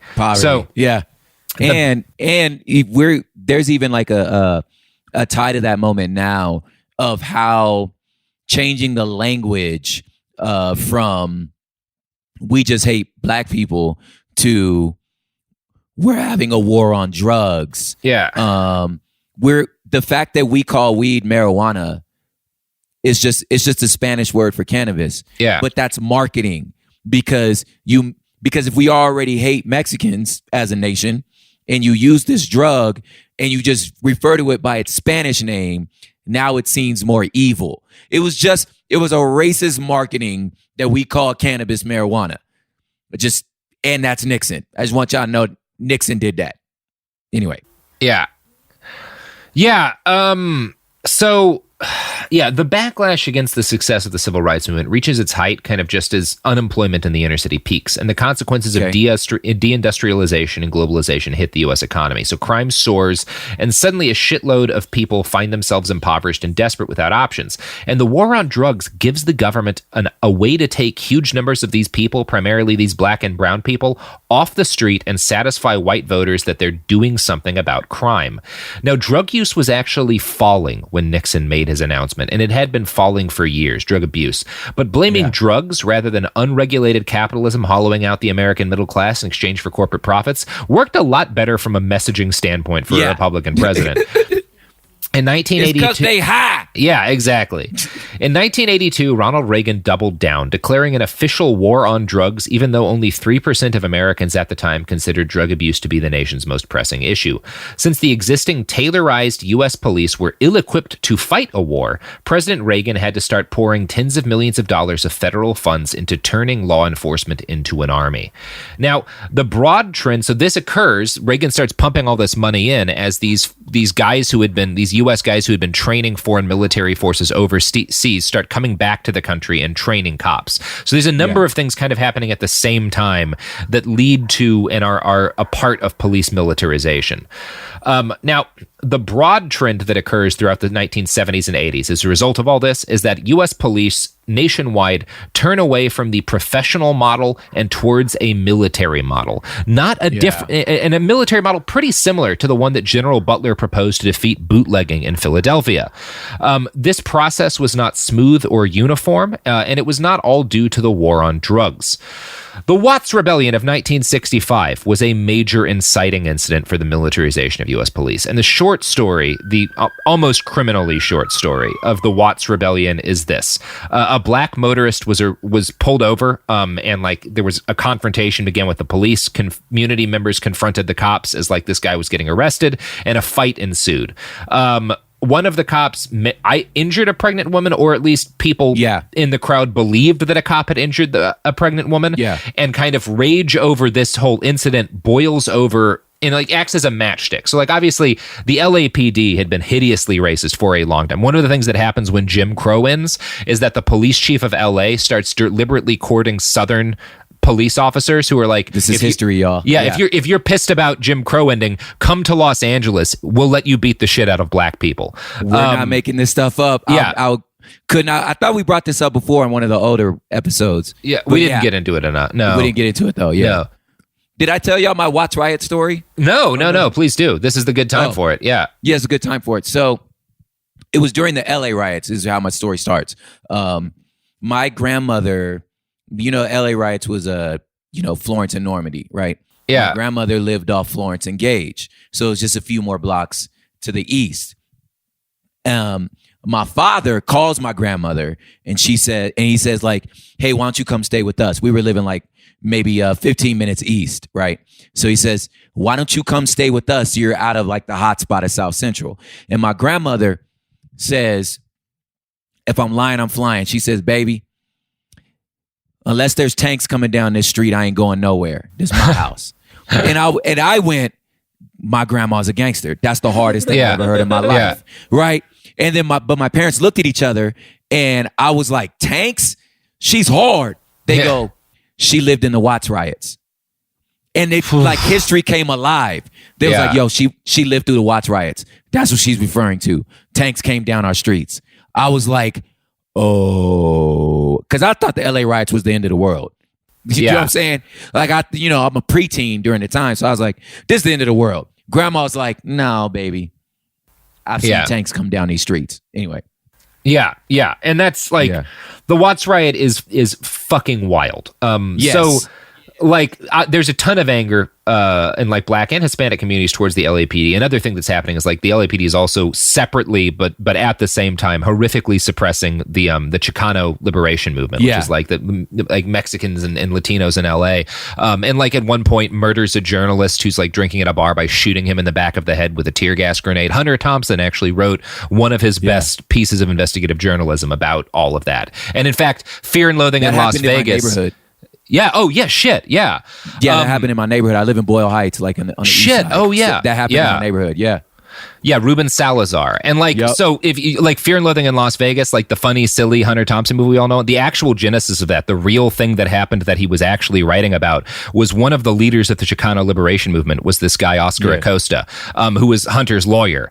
And he like the reason that he and Hunter Thompson drove to Las Vegas is that they needed to have a conversation about what the LAPD was doing to murder Hispanic activists in Los Angeles, and the only place that wouldn't be bugged would be a fucking a convertible car with the top down driving through the desert in New Mexico, or not New Mexico, in you know what I'm talking about. In but like Nevada, that's what Fear and Loathing is like this is all tied up in this. So like all of this shit fucking explodes into anger at the or like into the Watts riots in 1965, and like the stuff that happened with Ruben Salazar and stuff was like 5 years after this, but like all of these this like racism and stuff is still happening. So like this fight winds up just kind of for whatever reason being the thing that ignites all of the anger in this part of Los Angeles, and it's the Watts riots is what most history texts will call it. The uprising is another thing you'll hear that I think is probably more accurate, and the uprising included a shitload of angry black folks breaking into gun stores, getting guns, and then sniping at LAPD officers. This is a thing that happens, and the cops flip the fuck out about it. The police chief gets on television and compares what's happening in Watts to the insurgency in Vietnam. He compares the rioters to the Viet Cong, and he states that a paramilitary response is the only thing possible. The governor, Pat Brown, announces that the LAPD was, quote, dealing with guerrillas fighting with gangsters. The National Guard are called in, and the uprising was brutally suppressed. And, you know, generally when you hear, because this is a key movement in the militarization of police, and generally when it's talked about, you will hear about, like, the person writing about it will pivot from, like, rioters looting guns and sniping at the LAPD to, like, the National Guard coming in to kind of make the case that the LAPD was just overwhelmed by armed citizens. This is not what happened. Only 3 sworn personnel were killed during the Watts riots. One was an LA firefighter who died in a structure fire. One was a Los Angeles sheriff's deputy who was shot by another deputy when that deputy accidentally fired his shotgun during a clash with rioters. And another was another Los Angeles police officer who was shot by another one of his fellow cops accidentally during a fight with rioters. No Los Angeles police were killed by rioters with guns. Meanwhile, the LAPD killed 23 mostly black people during the Watts riots. The National Guard killed 7. Again, the image of the Watts riots is that like these rioters were just so heavily armed that like it inspired the militarization of police because cops needed more weapons and tactical teams in order to deal with such threats. The reality is that like the fucking no cops even got killed by rioters. Like it's definitely accurate to say that like the LA police had been like more militant, I think, than other police departments, but not in like a tactical way, just in a way of seeing themselves as fighting. They saw themselves as fighting a war against the non-white population of the city. That was the LAPD in this period. Yeah, there's this idea of like returning to the America they remember. Yeah. And the Watts riots kind of scare cops around the country into all adopting a lot more paramilitary tactics in order to defend themselves from the people they're supposed to be protecting. Now, the Watts riots are like one of 2 things that will be generally cited as the justification behind the creation of the very first SWAT teams, which means special weapons and tactics. Another major inciting incident for the creation of the SWAT teams was the 1966 UT Austin clock tower sniper Charles Whitman, who killed 16 people. The basic idea was that police were easily overwhelmed by snipers and other dangerous criminals. Like, cops just couldn't handle these threats. And so specialized warrior cops were necessary to handle these incidents. So SWAT teams took off as a concept in the late 1960s. And before long, every department in America was fighting to get a SWAT team of their own, whether or not they needed one. Today, the vast majority of police agencies serving populations of 50,000 or more in the United States have some form of SWAT team. Nationwide, SWAT teams are deployed tens of thousands of times per year. And since these teams were formed and exist to handle extraordinary situations of exceptional danger, you might picture these tens of thousands of SWAT raids as like pulse-pounding gunfights against really dangerous people. Yeah, and like if the that's movies. Yeah, if that's the picture in your head, you are wrong. Most states very deliberately do not provide us with statistics for their SWAT deployments. Maryland is one of two that does. And in Maryland, 90% of SWAT raids are just for serving search warrants. Half of those warrants are for non-violent drug crimes, and 1/3 of those raids result in no arrests. So 1/3 of the time, when SWAT teams go out, they don't even get to arrest anybody. Now, almost all of the SWAT raids in Maryland, at least, are for drug crimes. Utah is the only other state that requires police agencies to report on SWAT deployment. And the first batch of numbers that they released in 2013 showed that 83% of their SWAT deployments were serving search warrants for drug crimes. Less than 5% of deployments were to violent crimes in process, aka the sort of thing SWAT teams were formed to deal with. Just 3 of the states reported 559 raids. 0.5% turned up illegal firearms. Now, I bring all the half a percent. Yeah. Yes. I bring all this up because when I talk about the possibility of police abolition with people, one of the first things they will generally bring up is like, who will protect us from all of like the violent madmen? They're picturing like cartel guys and stuff, gangsters. Yeah. And of course, those people do exist. There's very dangerous criminals in this country who are heavily armed. That is a thing that exists, but it is not the scale of problem that you think it is. And like, it's also, people will talk about like, who will protect us from mass shooters? And I would ask, can anyone listening to this podcast name a mass shooter who's been stopped by a SWAT team? I'm going to guess no. Exactly. Not that it hasn't happened. If you dig, you can find a couple of cases where SWAT teams stopped a shooting in progress that can be defined as a mass shooting. But you have to really rack your brain to think of a situation where it did happen, or to think of a situation where the cops successfully stopped a mass shooting, as opposed to like what happened during the Parkland shooting, where the officer, I think, drove his car into a ditch. Like they're not good at this. Or you can think about the Virginia Tech shooting, where SWAT teams were posted up outside the buildings, but were scared to enter while the shooter was killing people. I don't get it. Or even saying this, if like big drug cartels, these drug bosses are like such a problem, I would ask that person, hey, do you know any drug cartel bosses? Yeah. Okay, you never met one. All right, word. Do you know anybody that's like stolen some soda out of a liquor store? Yeah, we know a lot of those. So what I'm saying is, maybe you saying this is a big problem, but you don't know nobody that done that. But we all done stole something out of a liquor store. So maybe there's more problems there. Yeah. And maybe you don't need to be specially trained for that. Yeah, maybe we can solve people jacking shit from liquor stores to the extent that that's a problem without machine guns. Maybe snipers aren't necessary for this. Yeah. I walked into the room, and my daughter was with a hammer and a shoe. And I was like, the hell are you doing? She's standing on one side of the room. The other side of the room was a daddy long leg, just a spider. Mm-hmm. And I'm like, what you got a hammer for? And she's like, I got to kill this spider. I respect it. Mm-hmm. And I have a deep distrust for anything with 8 legs or 6 legs. I get it. But a hammer, baby? I killed one with a Swiffer yesterday. The Swiffer is fine. I wish I had a hammer. So when you put a hole on this wall, I mean, right? I'm going to be honest with you, Prop. I have my AR-15 right here next to the table in case I see a spider. Which, you know, there's a lot of. I'm not going to lie to you. Yeah. That's an issue. Yeah, that's what the police say. That is also what my neighbors say. What the state government says. Yeah, what the police say is accurate. That's exactly what you need. Remind me to show you the spider bite that I got that sent me to the hospital. Next, the hammer. Okay, the that's hammer different. is valid. I'm Okay. here with Okay. it. That's different. Let's talk about, speaking of hammers, because I actually have a number of hammer analogies coming up here.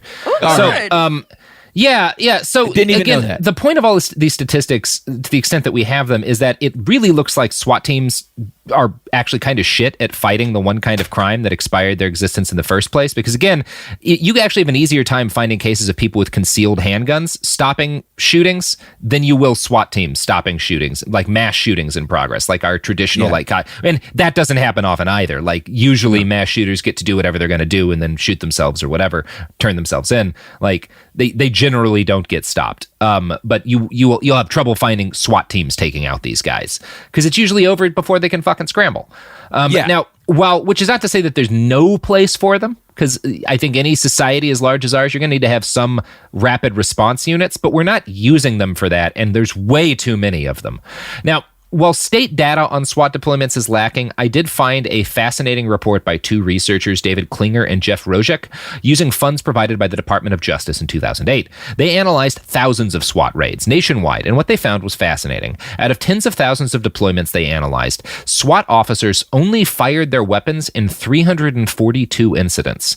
Those officers shot 200 citizens, killing 139 of them. In 75% of these shootings, fewer than 10 rounds were used.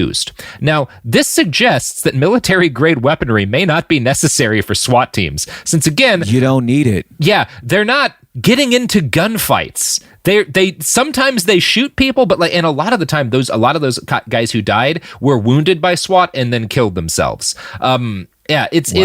Yeah. Meanwhile, during this same span of time, SWAT officers had 39 accidental discharges. So shot 200 citizens and accidentally fired their own weapons 39 times. This means that accidental gunfire, if we're looking at 342 incidences where SWAT officers fired, and 39 of those are accidents, that's not an insignificant percentage of all SWAT weapons discharges. Like that's at all. That's noteworthy. At all. Yeah. The study authors write, quote, "This data indicates that something is substantially amiss with the way that at least some SWAT officers handle their weapons, and strongly suggests that this problem is rooted in training. That more than 1 in 10 of the incidents in which those who are supposed to be the most highly trained officers in their agency fired shots involved accidental discharges is simply unacceptable in our minds. Among the aforementioned 139 citizens who died after being struck by SWAT gunfire were 2 who fatally shot themselves after being hit by SWAT bullets. In addition to these 2, we have firm data that 379 other individuals killed themselves in situations in which they were not shot by SWAT officers. It is thus clear that in the current data that it is more likely a citizen will take their own lives during SWAT operations than be killed by SWAT officers, by a margin of more than 2.5 to 1.5. Finally, the data indicate that nearly 1 in 4 citizens struck by SWAT gunfire wished to be shot, as respondents classified their actions as indicating they wish to commit suicide by cop. If respondents' classifications are correct, this indicates that an even higher portion of the citizen deaths in SWAT operations involved individuals who wished to die. That 13% of the SWAT officers struck by gunfire in the current data were shot by fellow officers suggests that while the most substantial threat officers face comes from armed suspects, the prospect of fratricide looms large in tactical operations." So, you more likely to get shot by your homeboy. Not more likely, but pretty likely. Yeah, about 13%. Okay. When SWAT officers are shot, more than 1 in 10 of SWAT cops who get shot are shot by their own guys. Sheesh. And 1 in 10 times when SWAT officers shoot, they're shooting negligently without meaning to fire. So again, the whole elite SWAT team thing, there are some elite well-trained SWAT teams out there. It's also real fucking easy to just give guys military-grade weaponry, call them a SWAT team, and then they fuck up. But more than anything, SWAT teams don't get into a lot of serious gunfights on a nationwide level. And most of the people they encounter who are seriously armed, are fucking want to kill themselves. Yeah. They want to die. Which is maybe suggests that a SWAT team isn't the thing to bring to that person. Maybe they shouldn't go. Yeah, maybe just a dude who's a good therapist having a conversation would have better odds of resolving this without gunfire. Way better chance. Yeah. Yeah. Yeah. So the conclusions here are pretty clear. Number one, SWAT teams virtually never do the sort of work they are portrayed doing in movies and TV, i.e. directly engaging dangerous bad guys. And number two, SWAT teams kind of suck at their job, regularly shooting people and each other by accident. And perhaps no story illustrates the second point better than the case of Juanis Thonoteva. Thonoteva. Hey, good job, man. Yeah. I'm doing my best here. And on May 27th, Juanis sold a small amount of methamphetamine to a confidential informant, sold a small amount of methamphetamine to a confidential informant. Several hours later, on the morning of the 28th, a 7-man SWAT team from the Cornelia, Georgia Police Department carried out a raid on Juanis's home. Now, because Juanis had a previous weapons charge on his record, officers were given a no-knock warrant. They broke through Juanis's door with a battering ram, and as they were pushing the door in, they noticed there was resistance behind the door, and this led the officers in the SWAT team to believe that someone had barricaded the door, so they tossed a flashbang in. Now, it turned out that the thing that had actually been against the door was the playpen where Juanis's 19-month-old child was sleeping. The flashbang ignited the 19-month-old child, burning it badly and tearing the child's face and chest open. The kid was put into a coma and very, very nearly died. The SWAT suffered permanent injury as a result of the police flashbang igniting it. The SWAT team found only a small amount of meth residue in the home and no weapons. No arrests were made. When the Thonotevas sued, a local prosecutor threatened to charge them for their child's injuries. In the end, no officers were indicted for horrifically maiming a small child. I found one CNN article that interviewed the sheriff in charge of the SWAT team, a guy named Terrell. Quote, in hindsight, Terrell said at the time officers would have conducted the raid differently had they known there was a child inside the home, but there was no sign of children during the alleged drug purchase that prompted the raid. We might have gone in through a side door, he said. We would not have used a flashbang. That's your defense, big homie. Yeah, that's interesting to me because it shows it never occurs to this guy that maybe a dude selling a small amount of meth, maybe sending in an army to fuck with that guy, and that army having grenades and battering rams, maybe that's inherently reckless and a bad way to deal with, again, a small amount of meth being sold. Yeah, and it kind of feel like to me, like if I'm the SWAT guy, I feel a little insulted. Yeah, that you think I'm so incompetent that it's got to be 19 of us with fucking 50 cows to come get this one dude that just sold a little meth. I'm supposed to be most scared. Like, you think I'm that weak that I can't just... It's the problem with militarization in general, which is that it means that you're going to have a military situation if the police are military. It's fucking Waco. When you start the conversation with tanks and machine guns and snipers, you're not going to end it in a good way. You're going to end it by burning 70 children alive. Oh my God. Because this is how that works. This is so true in every area of your life. If you're in any sort of relationship, whether it's a monogamous one or a really romantic or a friendship or a sibling, if you come in guns a-blazing, it's just not going to work. No, this is exactly why I was able to improve a lot of my personal relationships when I stopped having the BATF show up with tanks to support me. You know, that really was a game changer for me. I imagine, man. A lot less of my friends get burnt to death in basement compounds outside of Waco now. Yeah, that's good, man. Because you live and learn.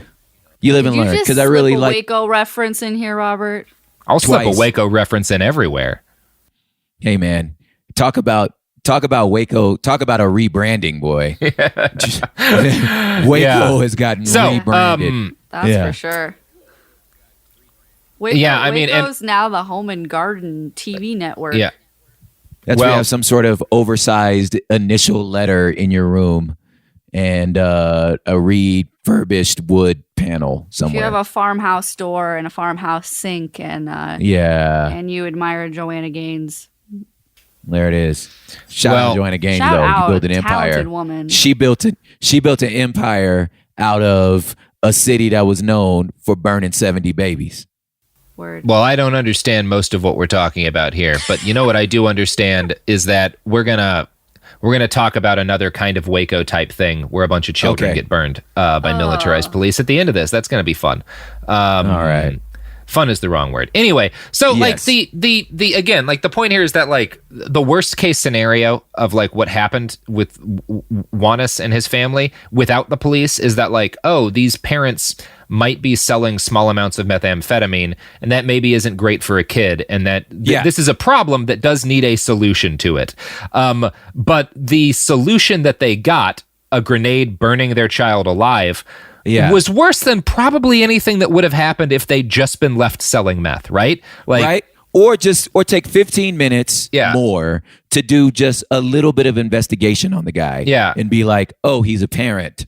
Yeah. It's always that. It's like with Waco. Like there was a problem. David Koresh was doing some fucked up shit. You could have just arrested him and not burned. Like those kids, whatever they were going through under Koresh, getting burnt alive was worse for them. Like, absolutely. The police made it worse, and it's because militarized police are a hammer, and we've got a hammer. Every single problem looks like a nail, and like if that hammer is a hammer in the hands of a cop, it's specifically going to be used to hammer the faces of black people, because that's how cops work, as we've previously discussed.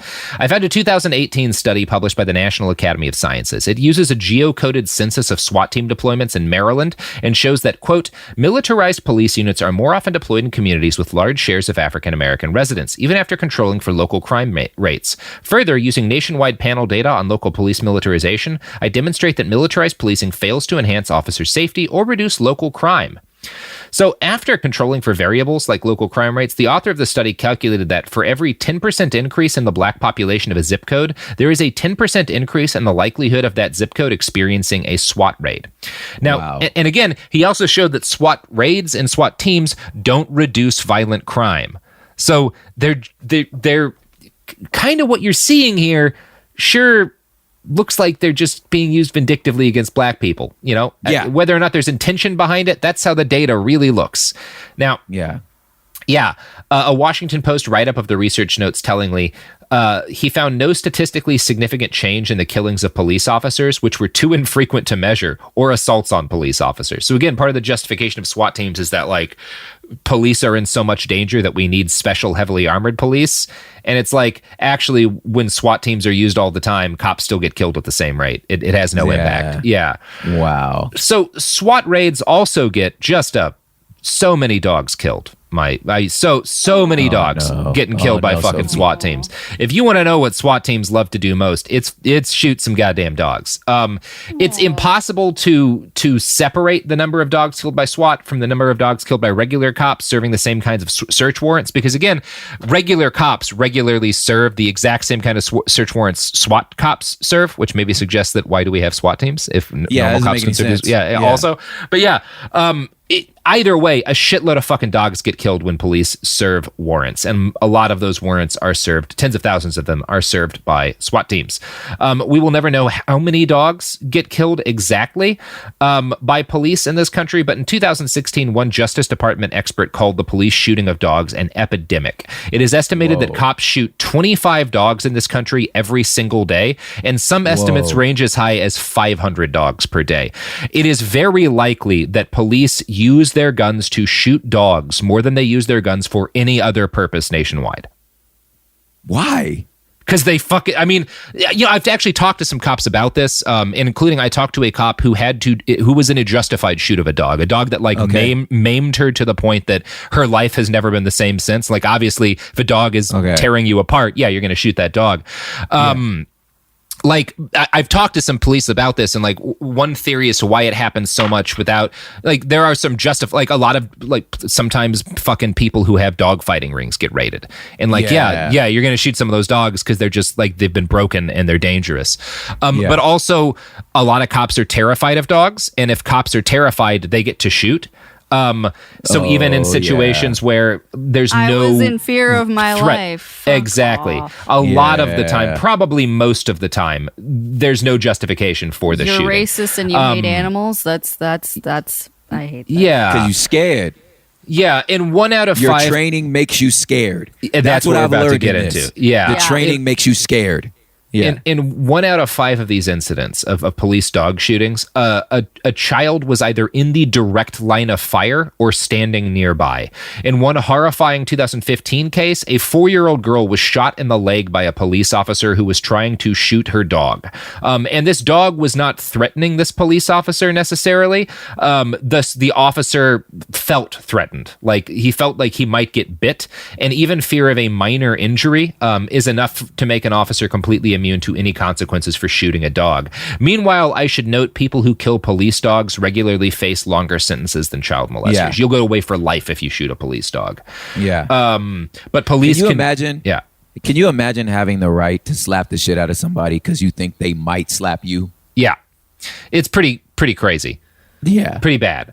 So this may seem like it's getting a little bit off the topic of police militarization, but it really is not. A lot of times when liberals talk about reforming police, they discuss the need for more police training.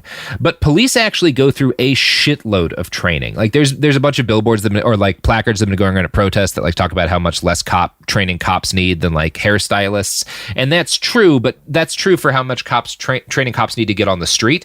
They take a lot of training after becoming cops, and a lot of that training makes them more dangerous as cops. And this is part of the problem when we talk about like needing to train police more. Over the last 20 years, police training has become increasingly paramilitary, with military veterans like Lieutenant Colonel David Grossman and companies like Close Quarters Battle, CQB, providing training that deliberately bills itself as military style and refers to officers as warriors, all while convincing them that they are in more danger than cops have ever faced. From the end of policing, quote, Seth Stoughton, a former police officer turned law professor, shows how officers are repeatedly exposed to scenarios in which seemingly innocuous interactions with the public, such as traffic stops, turn deadly. The endlessly repeated point is that any encounter can turn deadly in a split second if officers don't remain ready to use lethal force at any moment. So, take the case of John Crawford, an African-American man shot to death by a police officer in a Walmart in Ohio. Crawford had picked up an air gun off the shelf and was carrying it around the store while shopping. Another shopper called 911 to report a man with a gun in the store. The store's video camera shows that one of the responding officers shot without warning while Crawford was talking on the phone. In Ohio, it is legal to carry a gun openly, but the officer had been trained to use deadly force upon seeing a gun. Similarly, in South Carolina, a state trooper drove up to a young man in his car at a gas station and asked him for his driver's license. He leaned into the car to comply, and the officer shot him without warning. See unexpected movement, shoot. This is, again, what you get with more police training. This is what I'm saying. Yeah. The training makes you scared. Yes. Yeah. More training is not the solution, because this is what the training does. Yeah. You could argue maybe different training is the solution, but you also still have tens of thousands of cops who already have this shit in their heads. What do you do with them? If they're still on the force, how do you cleanse that from them? Yeah. Are you confident you can? Now, modern police, U.S. cops, are equipped with military-grade weaponry, but not with military-grade training. They're told that their own safety is their number one concern, and anything they do to protect themselves is justified. We have essentially raised and equipped a military, told them that they are at war every day with the people of this country, and then sent them out to the streets with a license to kill if they feel scared for any reason.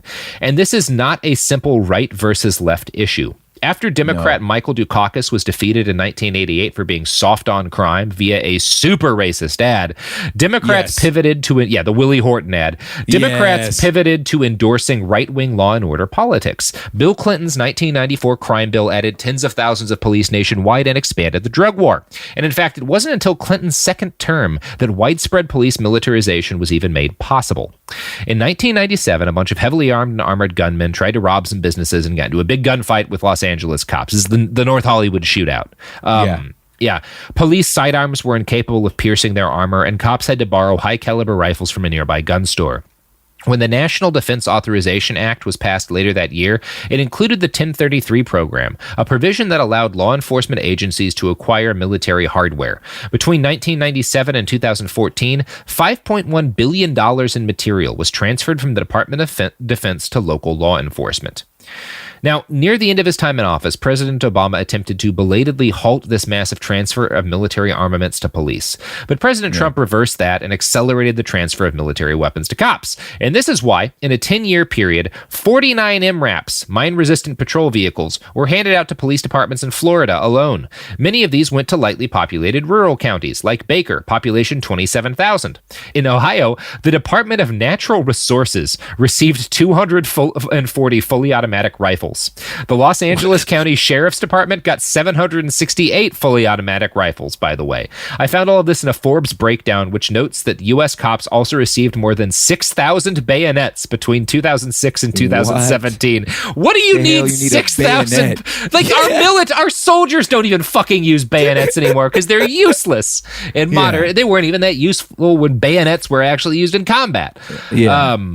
So remember the study that showed SWAT teams were more likely to be deployed in black neighborhoods? Well, it also found that, quote, seeing militarized police in news reports may diminish police reputation in the mass public. And this is, there's that news story about like the LA school police having an MRAP. These are the tanks. Yeah. Like they're not really tanks, but they're huge armored trucks.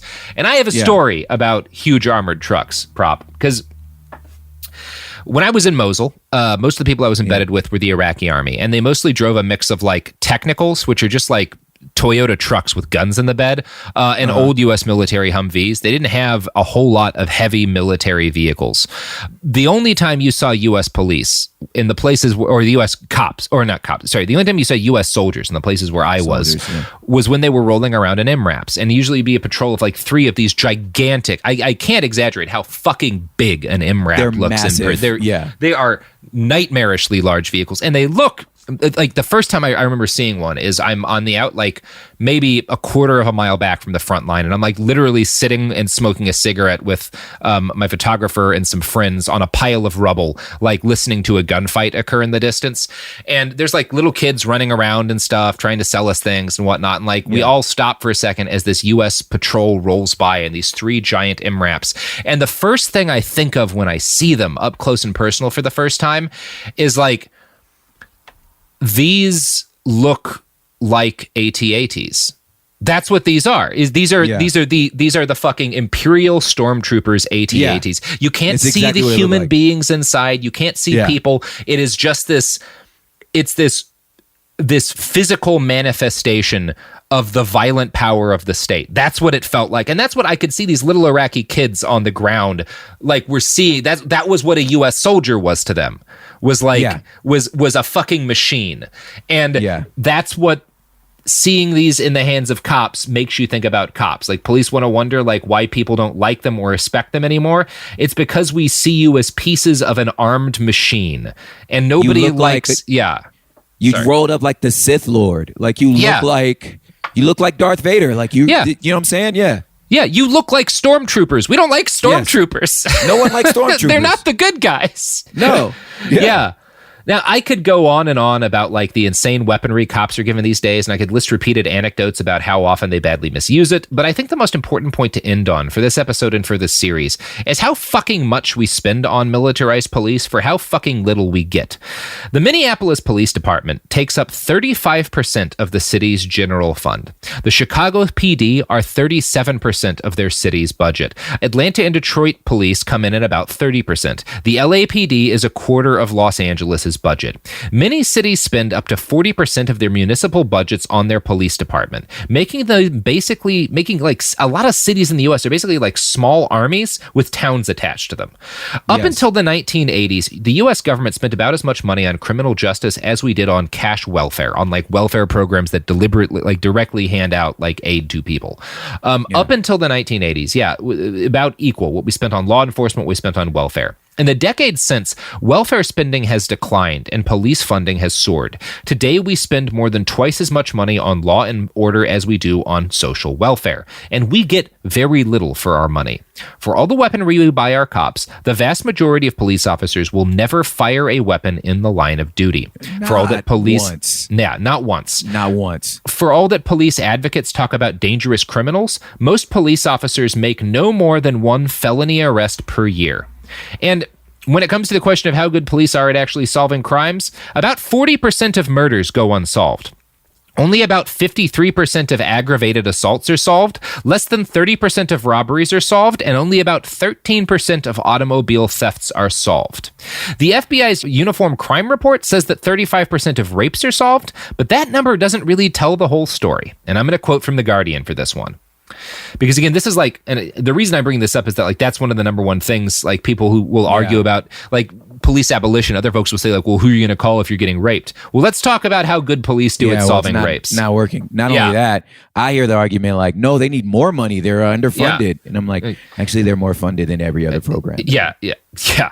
Significantly more. I'm going to quote from The Guardian for this one. Quote, "The fact is that the police never investigate most sexual violence because most sexual violence goes unreported. According to the Rape and Incest National Network, or RAIN, a little less than 25% of sexual assaults are reported to police, significantly less than other violent crimes. The reasons are myriad, but an often cited one is a distrust and fear of the police, which obviously is increased by militarization. One survey of sexual assault survivors found that of those who chose not to report, 15% feared that the police could not or would not do anything to help. An additional 7% did not want to expose their attacker to the police." A 2018 study of the Austin, Texas Police Department found that officers tasked with investigating sexual assaults could not read lab reports on DNA evidence and often lacked a basic understanding of female anatomy. I have to Google listen to fucking this. I have to Google stuff like labia majora, one officer said. That guy shouldn't be investigating sex crimes. You shouldn't be investigating sex crimes. Ever. And then, but rather than paying for him to learn what a vulva is, big homie got a bayonet. Oh, I'll bet he knows how to use a machine gun. Yeah, I'll bet he knows all of the parts of a machine gun. So sometimes police failures to investigate sexual violence look like the result of not just stupidity, but of outright duplicity. One study of the New York Police Department discovered that it was knowingly undercounting rapes in its public figures, using a deliberately strict definition of rape in order to shrink the number of reported cases in New York. An inquiry into the NYPD found that its Special Victims Division to be grossly dysfunctional, with officers instructed to simply not investigate misdemeanor sexual assault cases. First of all, the fact that that's a thing, a misdemeanor sexual assault, is already a problem. Yeah. Now you're not finna investigate. Oh, God. Yeah.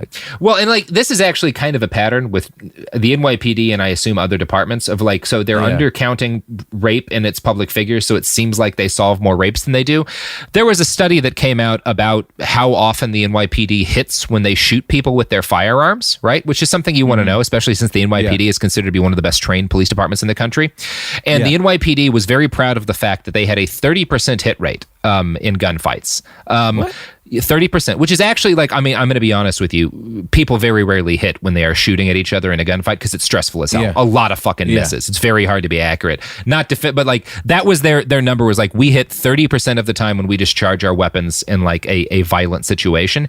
But then people who analyzed the NYPD data found that the NYPD was only hitting 30% because they were including police officer suicides as one-shot stops. Wait. Oh my God.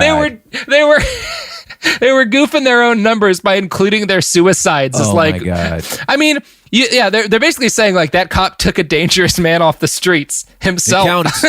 It counts. It counts. He hit. It counts. Yeah, it's pretty wild. So conservative estimates suggest that U.S. police have 200,000 untested rape kits in their possession nationwide.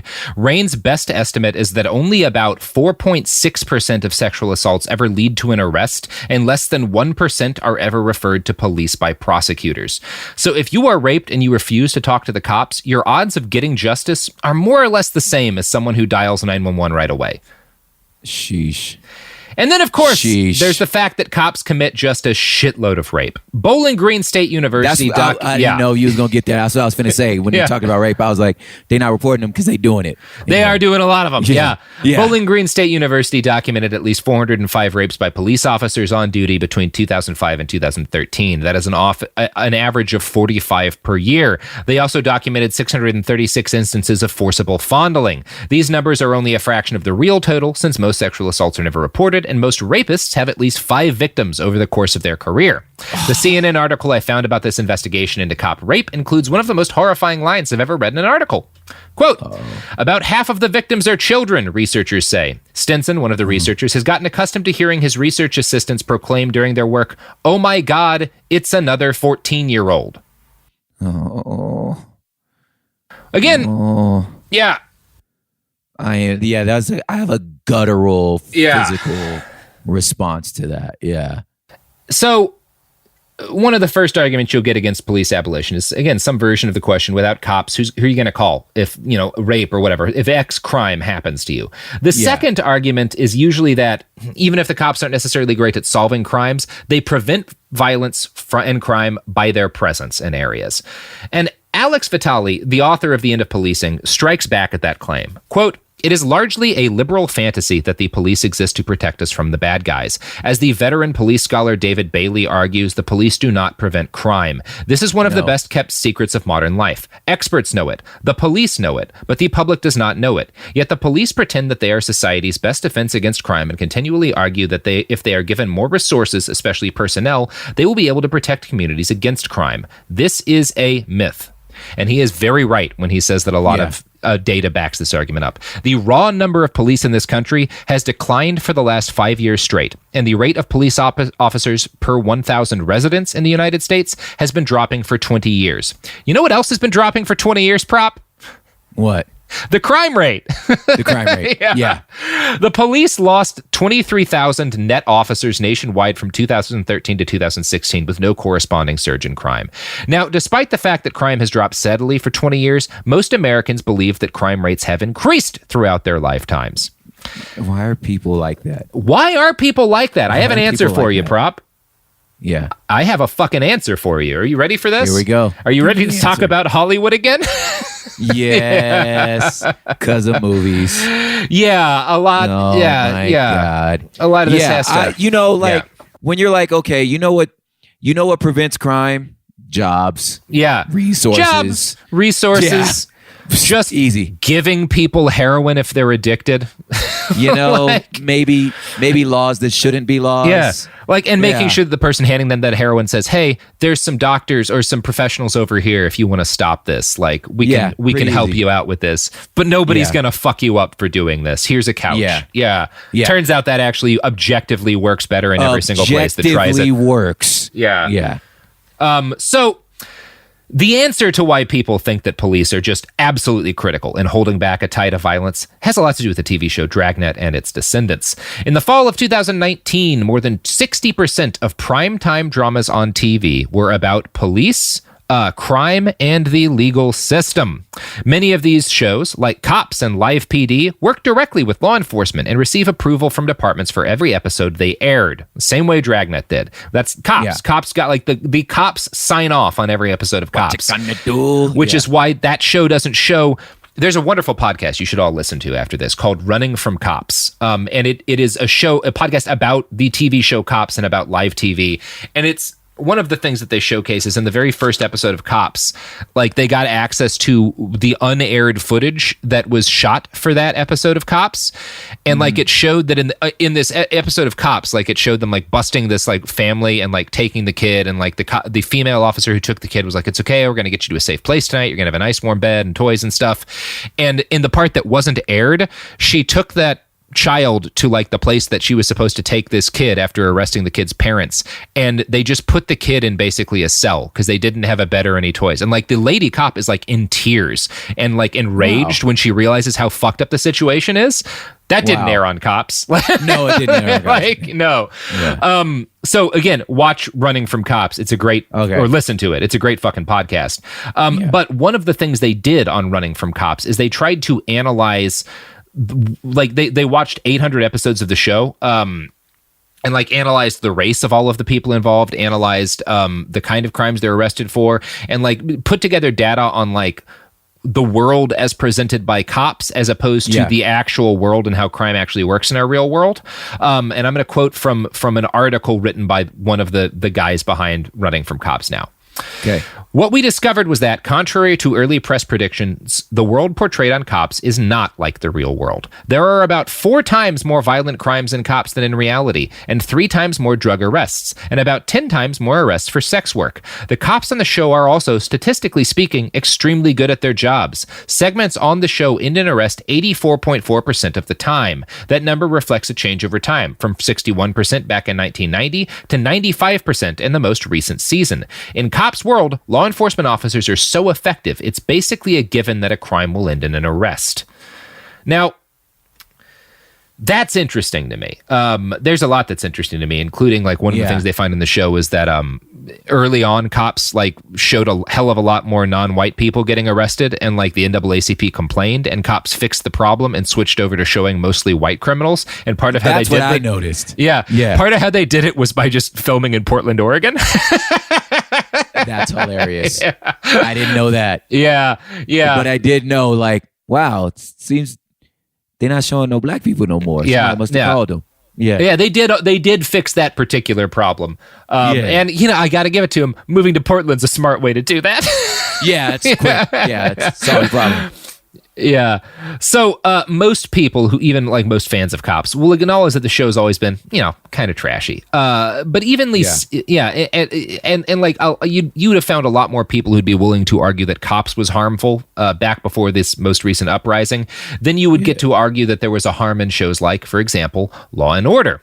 But even shows like Law and Order contribute to our distorted cultural beliefs about the police. Now, obviously, Law and Order doesn't push the militarized police angle. Law and Order is very much like a tribute to like Vollmer's idea of the police as scientists. Yeah, but it still has a negative effect. Robert Thompson, a professor at Syracuse University who studies television and pop culture, noted in an interview with the Deseret News, quote, "The very thing that keeps Law and Order going is the idea that they keep showing this efficient process over and over. Law and Order gives, at least in part, some feel for this being an efficiently well-oiled machine." And it just isn't. We already went through the statistics of how few crimes the police solve. Because, again, most of these scientific policing methods don't work nearly as well as TV portrays them as. Yeah. Now, Color of Change released a report in January of this year based on a study of 26 scripted crime dramas. It found that, quote, "These shows rendered racism invisible and dismissed any need for police accountability. They made illegal, destructive, and racist practices within the criminal justice system seem acceptable, justifiable, and necessary, even heroic." The study noted that 81% of the writers for these shows were white men. Only 9% were black. Now, in the immediate aftermath of George Floyd's murder and this whole uprising thing, both Cops and Live PD were canceled. And I really think most people don't get what a big victory it is to have fucking Cops off the air. No, that's a huge. Yeah, I think they'll understand a little better after this. It does seem likely that other police procedurals will wind up dying out rather soon, and everyone has their favorite. We've all enjoyed some cop dramas. I will say I don't think that The Wire is a part of the problem. I think they actually did a real good job of making everybody see like, Jesus Christ, policing's fucked. It just wasn't enough. Yeah. There's a lot of, Brooklyn Nine-Nine. I know a lot of people who love Brooklyn Nine-Nine, and I know a lot of Brooklyn Nine-Nine fans are apprehensive and like a little bit guilty right now and wondering like, is there a way to like fix this show to make it like not contribute to the problem? And like, the show has leaned in at a few points to some problems in policing in a way that most police dramas don't.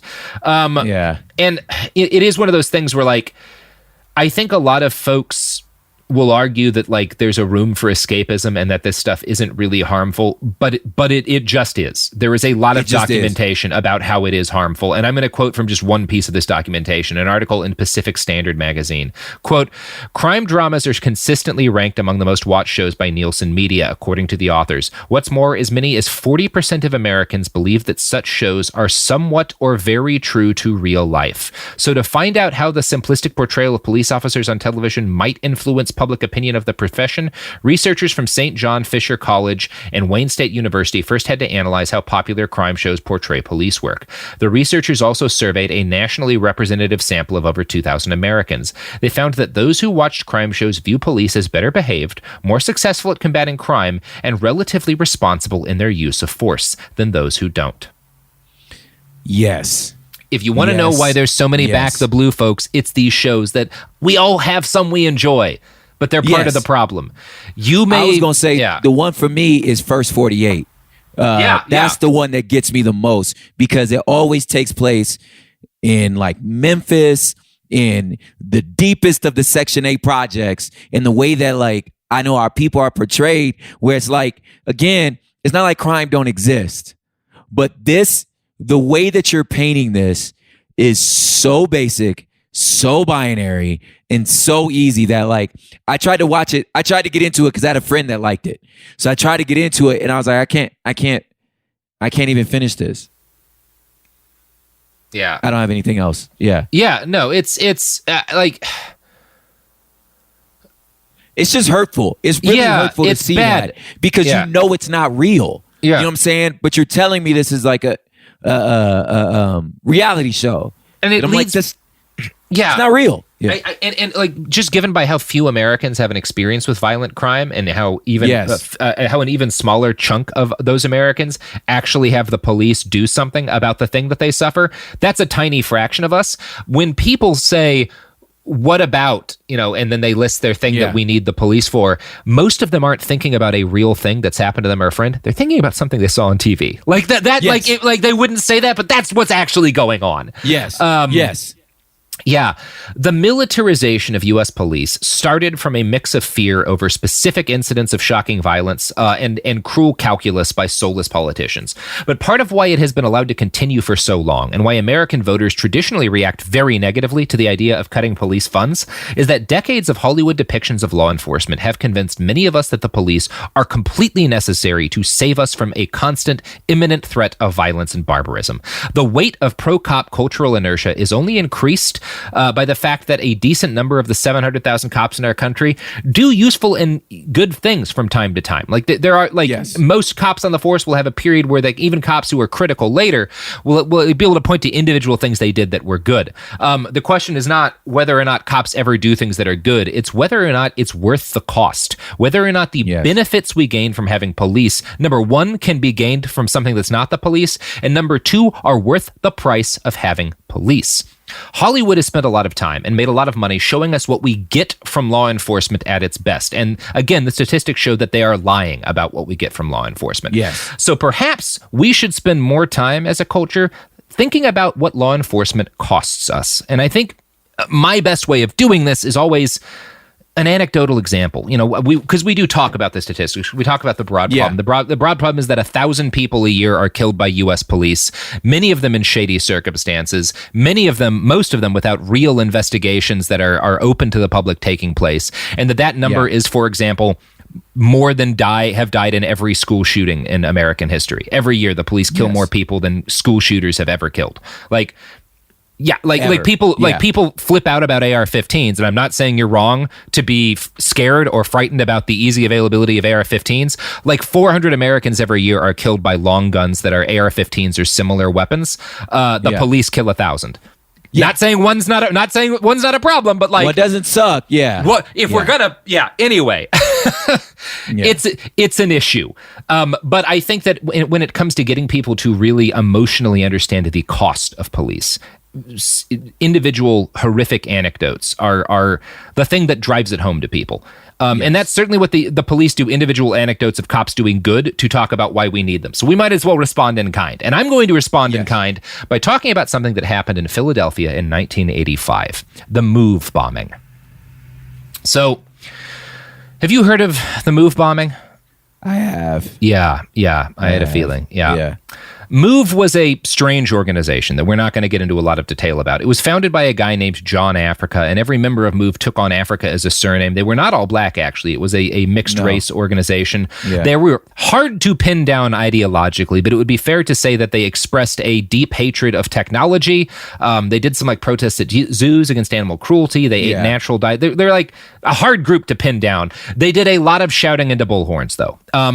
So the organization briefly wound up squatting in Powelton Village in West Philly, and they kind of fortified a house they were squatting in there, and they pissed off a lot of their neighbors by regularly brandishing firearms and shouting at the neighborhood through a megaphone.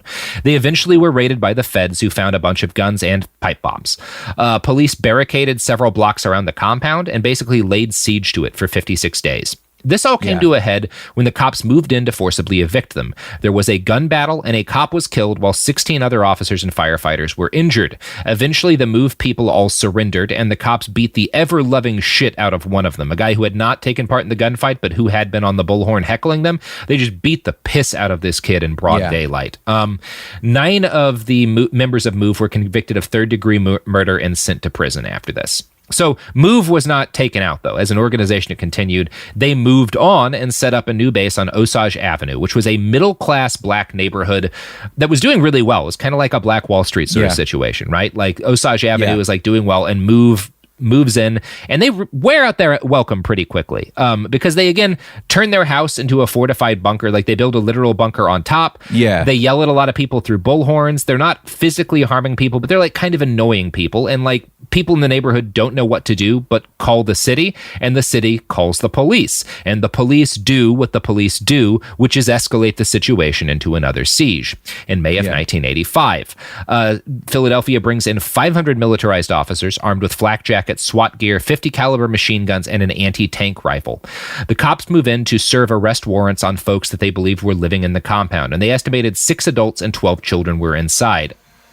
The movers opened fire on these militarized police, and the police responded with just an insane torrent of wild gunfire, pouring 10,000 rounds into the building in 90 minutes. Now, thankfully, the police had evacuated most of the neighborhood, telling everyone they'd be able to come back home quickly, but they're just firing wildly into the neighborhood. SWAT teams next tried blowing holes in the sides of the building, but nothing worked to breach the compound because the MOVE folks had really done a good job of fortifying it. They were good at this shit. The police began lobbying Mayor Good, the first black mayor of Philadelphia, for the go-ahead to drop a bomb they'd built on the compound. And after hours of ferocious gunfire, the mayor agreed. So the police drop a bomb on this building in Philadelphia, on Osage Avenue. And it fails to crack the bunker that MOVE had built atop their house, and it doesn't end the stalemate, but it did start a fire that spread very quickly to the roofs of other homes clustered around the MOVE building. The police commissioner ordered firefighters to stand down, later telling the city commission, "I communicated that I would like to let the fire burn." In 45 minutes, 3 more homes on the block were burning. Then the roof of the MOVE house collapsed. The police did not allow firefighters in until more than 90 minutes had passed, and the entire north side of Osage Avenue was burning. I'm going to quote now from an NPR article on what happened next. Philadelphia's streets are famously narrow, which made it easy for the fire to leap from burning trees on the north side to even more homes on the south side. From there, the flames spilled over to the homes behind 6221 Osage to Pine Street. By evening, 3 rows of homes were completely on fire, a conflagration so large that the flames could be seen from planes landing at Philadelphia International Airport, more than 6 miles away. The smoke was visible across the city. By the time firefighters brought the fire under control a little before midnight, 61 houses on the once tidy block had been completely destroyed. 250 people were suddenly, shockingly, without homes. It was the worst residential fire in the city's history. In the end, 11 people died in that fire on Osage Avenue, including 5 children. Weeks passed before the police were able to identify their remains. This is what I mean when I'm talking about... Sorry. Yeah, I was like, this is the story I was referring to in the first episode. About like a bomb being dropped on Americans. Turns out that's a long... There's a lot of parallels between this and Tulsa, but Tulsa, it was a mob of random citizens. The MOVE bombing was mostly white police. And the organization MOVE, part of what I'm talking about, counting the cost here, MOVE was a problem. They caused real issues for their neighbors, and their neighbors' problems should not be discounted. Like their neighbors had a serious issue with these people that needed to be dealt with, and they called the city to help them deal with it. And the city brought the police in. Any reasonable society would have need to have a way to deal something with, like, a bunch of people fortifying a building in a neighborhood and shouting at everyone on a bullhorn until they can't sleep. That's a problem. That's a problem, of course, that merits a solution. The solution the police brought to this problem was to burn down the entire neighborhood. Like, that's not that didn't need to happen. You didn't have to do that. There were ways to deal with these people. Because, again, the members of MOVE never went out murdering people at random. That was not what they did. They're annoying, problematic, and they were annoying. And they weren't just killing strangers. The police did that. Now, the Philadelphia police did succeed in dealing with the issue of the MOVE organization. They did not harangue neighbors on loudspeakers anymore after this, and whatever possibly illegal weapons they may have had on the property were incinerated along with 60-something black homes and businesses. You could argue that some problems of law and order were solved by bombing the MOVE compound. The question is, like, was the price worth it? And that's broadly the question we need to be asking and answering about our police. Is the cost worth it? Guys, you know what would wipe out your COVID-19? You could drink the bleach. Mm-hmm. You're right. It will end it, but you will die. Yeah. Yeah. Did you ever listen to Chris Christopherson, Prop? Yeah. Yeah. Did you ever listen to his song, The Law is for Protection of the People? No. You'd like that song. It's a good example of like early country, now country, there's like a lot of popular country is like very kind of reflexively patriotic, pro-cop, pro-military. Old country was like punk music, but played differently, right? Yeah. And Chris Christopherson embodies that in a lot of ways. And The Law is for Protection of the People is a song about cops. And it's like, like the first verse is about like a drunk guy that like falls down drunk on the sidewalk and the 6 squad cars, come streaming to the rescue to haul him off to jail. And the refrain of the song is, because the law is for protection of the people. Rules are rules and anyone can see. We don't need no drunks like Billy Dalton, who's the name of the drunk, scaring decent folks like you and me. And the second verse is about a hippie who like a bunch of brave cops come surround and like beat down and shave his head forcibly. And there's another version of that refrain. And then the last verse is so thank your lucky stars you've got protection. Walk the line and never mind the cost.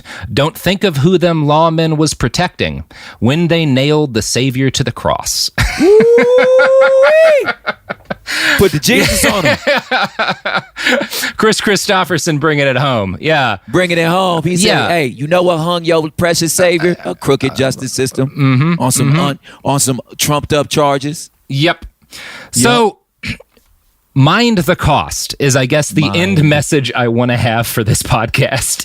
Yes. Like, this was the Lord's work, Robert. Whatever if you wind up agreeing with us or not about what should be done with the police, when you think about what should be done with the police, think about what the price you're paying for them is and ask, is it worth it? Yes. Do you protect your children by strapping them to their bed and barbed wiring the door? Or do you protect your children by loving them and caring for them and teaching them better ways to take care of themselves and their fellow neighbors? Yeah. I don't know. Yeah. And it's... Yeah.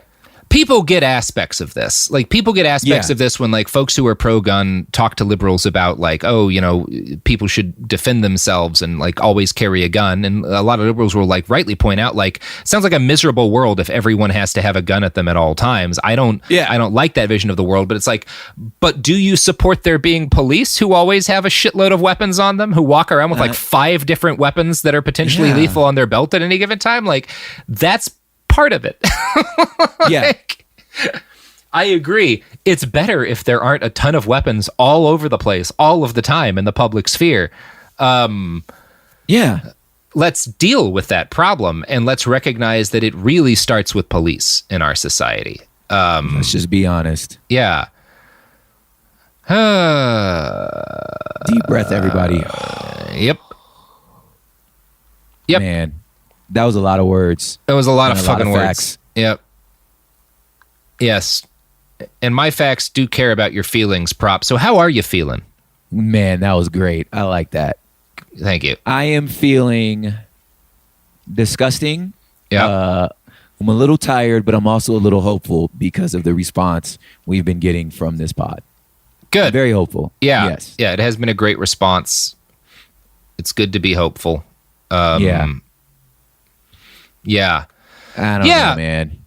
Be hopeful. Sucks. Yeah. Defund the man. There's better ideas. There's better ideas. Yeah. We can come up with a better idea, guys. Yeah. Yeah. We can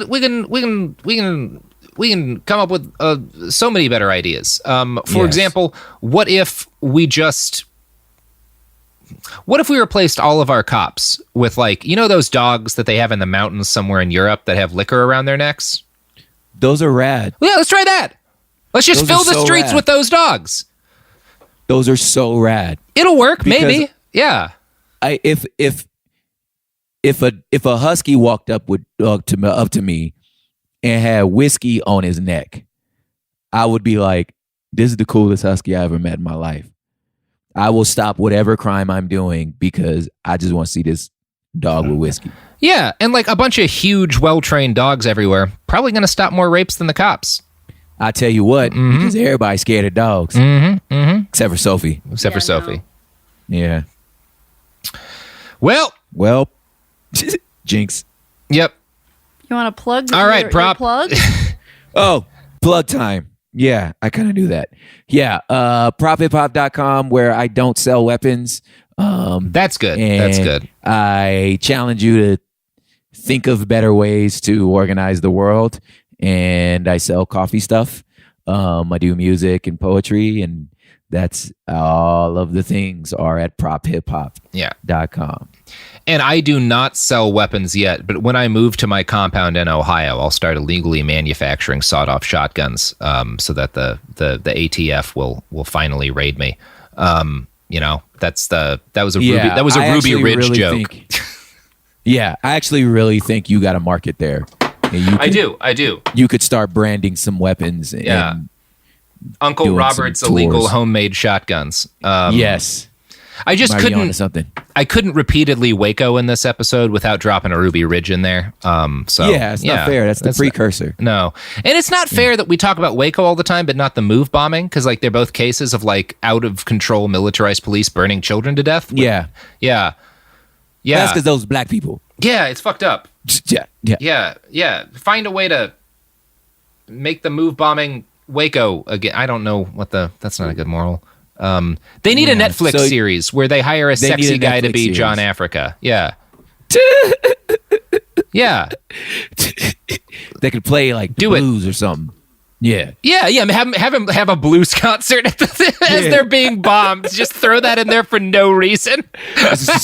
Unnecessary. That was the wildest thing about the Waco show. Was like, okay, so you guys are just turning David Koresh into a rock star. All right. I was like, what? I don't remember. That's a stance. Yeah. Yeah. Now I want to see the fucking. I want to see them like do a Jim Jones miniseries where they turn him into like a stand-up comedian. He's just hilarious. Like he's just hilarious. That's why we all go. Yeah, we cast David Chappelle as Jim Jones. Fuck it. No one gives a shit. We're Netflix. Oh Lord. All right. Man. Podcast is out. This podcast has to stop. Go defund your local police.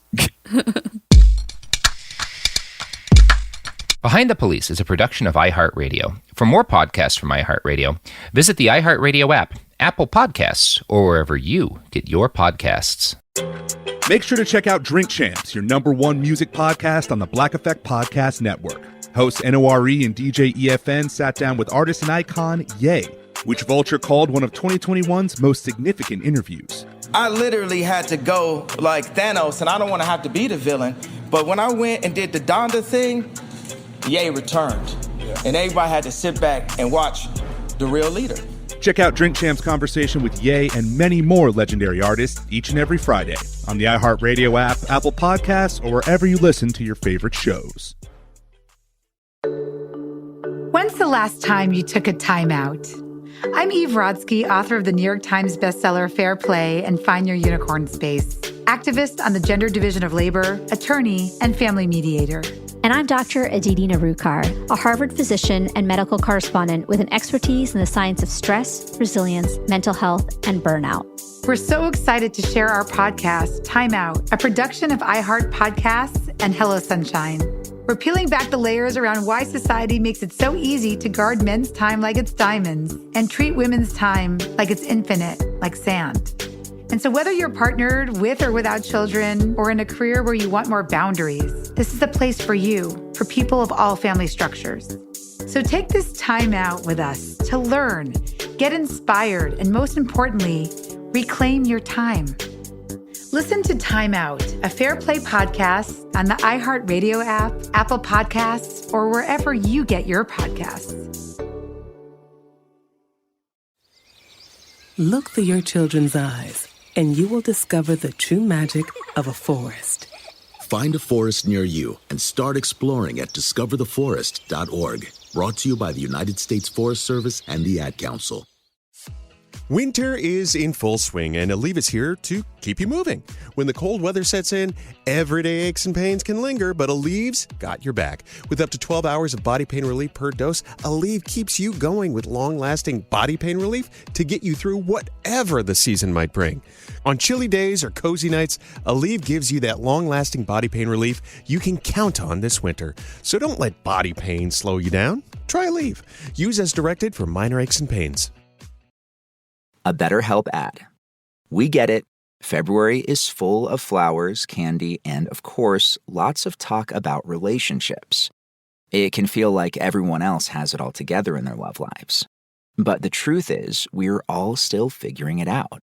Whether you're working on your marriage, navigating the dating apps, or prioritizing staying single, no matter where you are, you're right on time.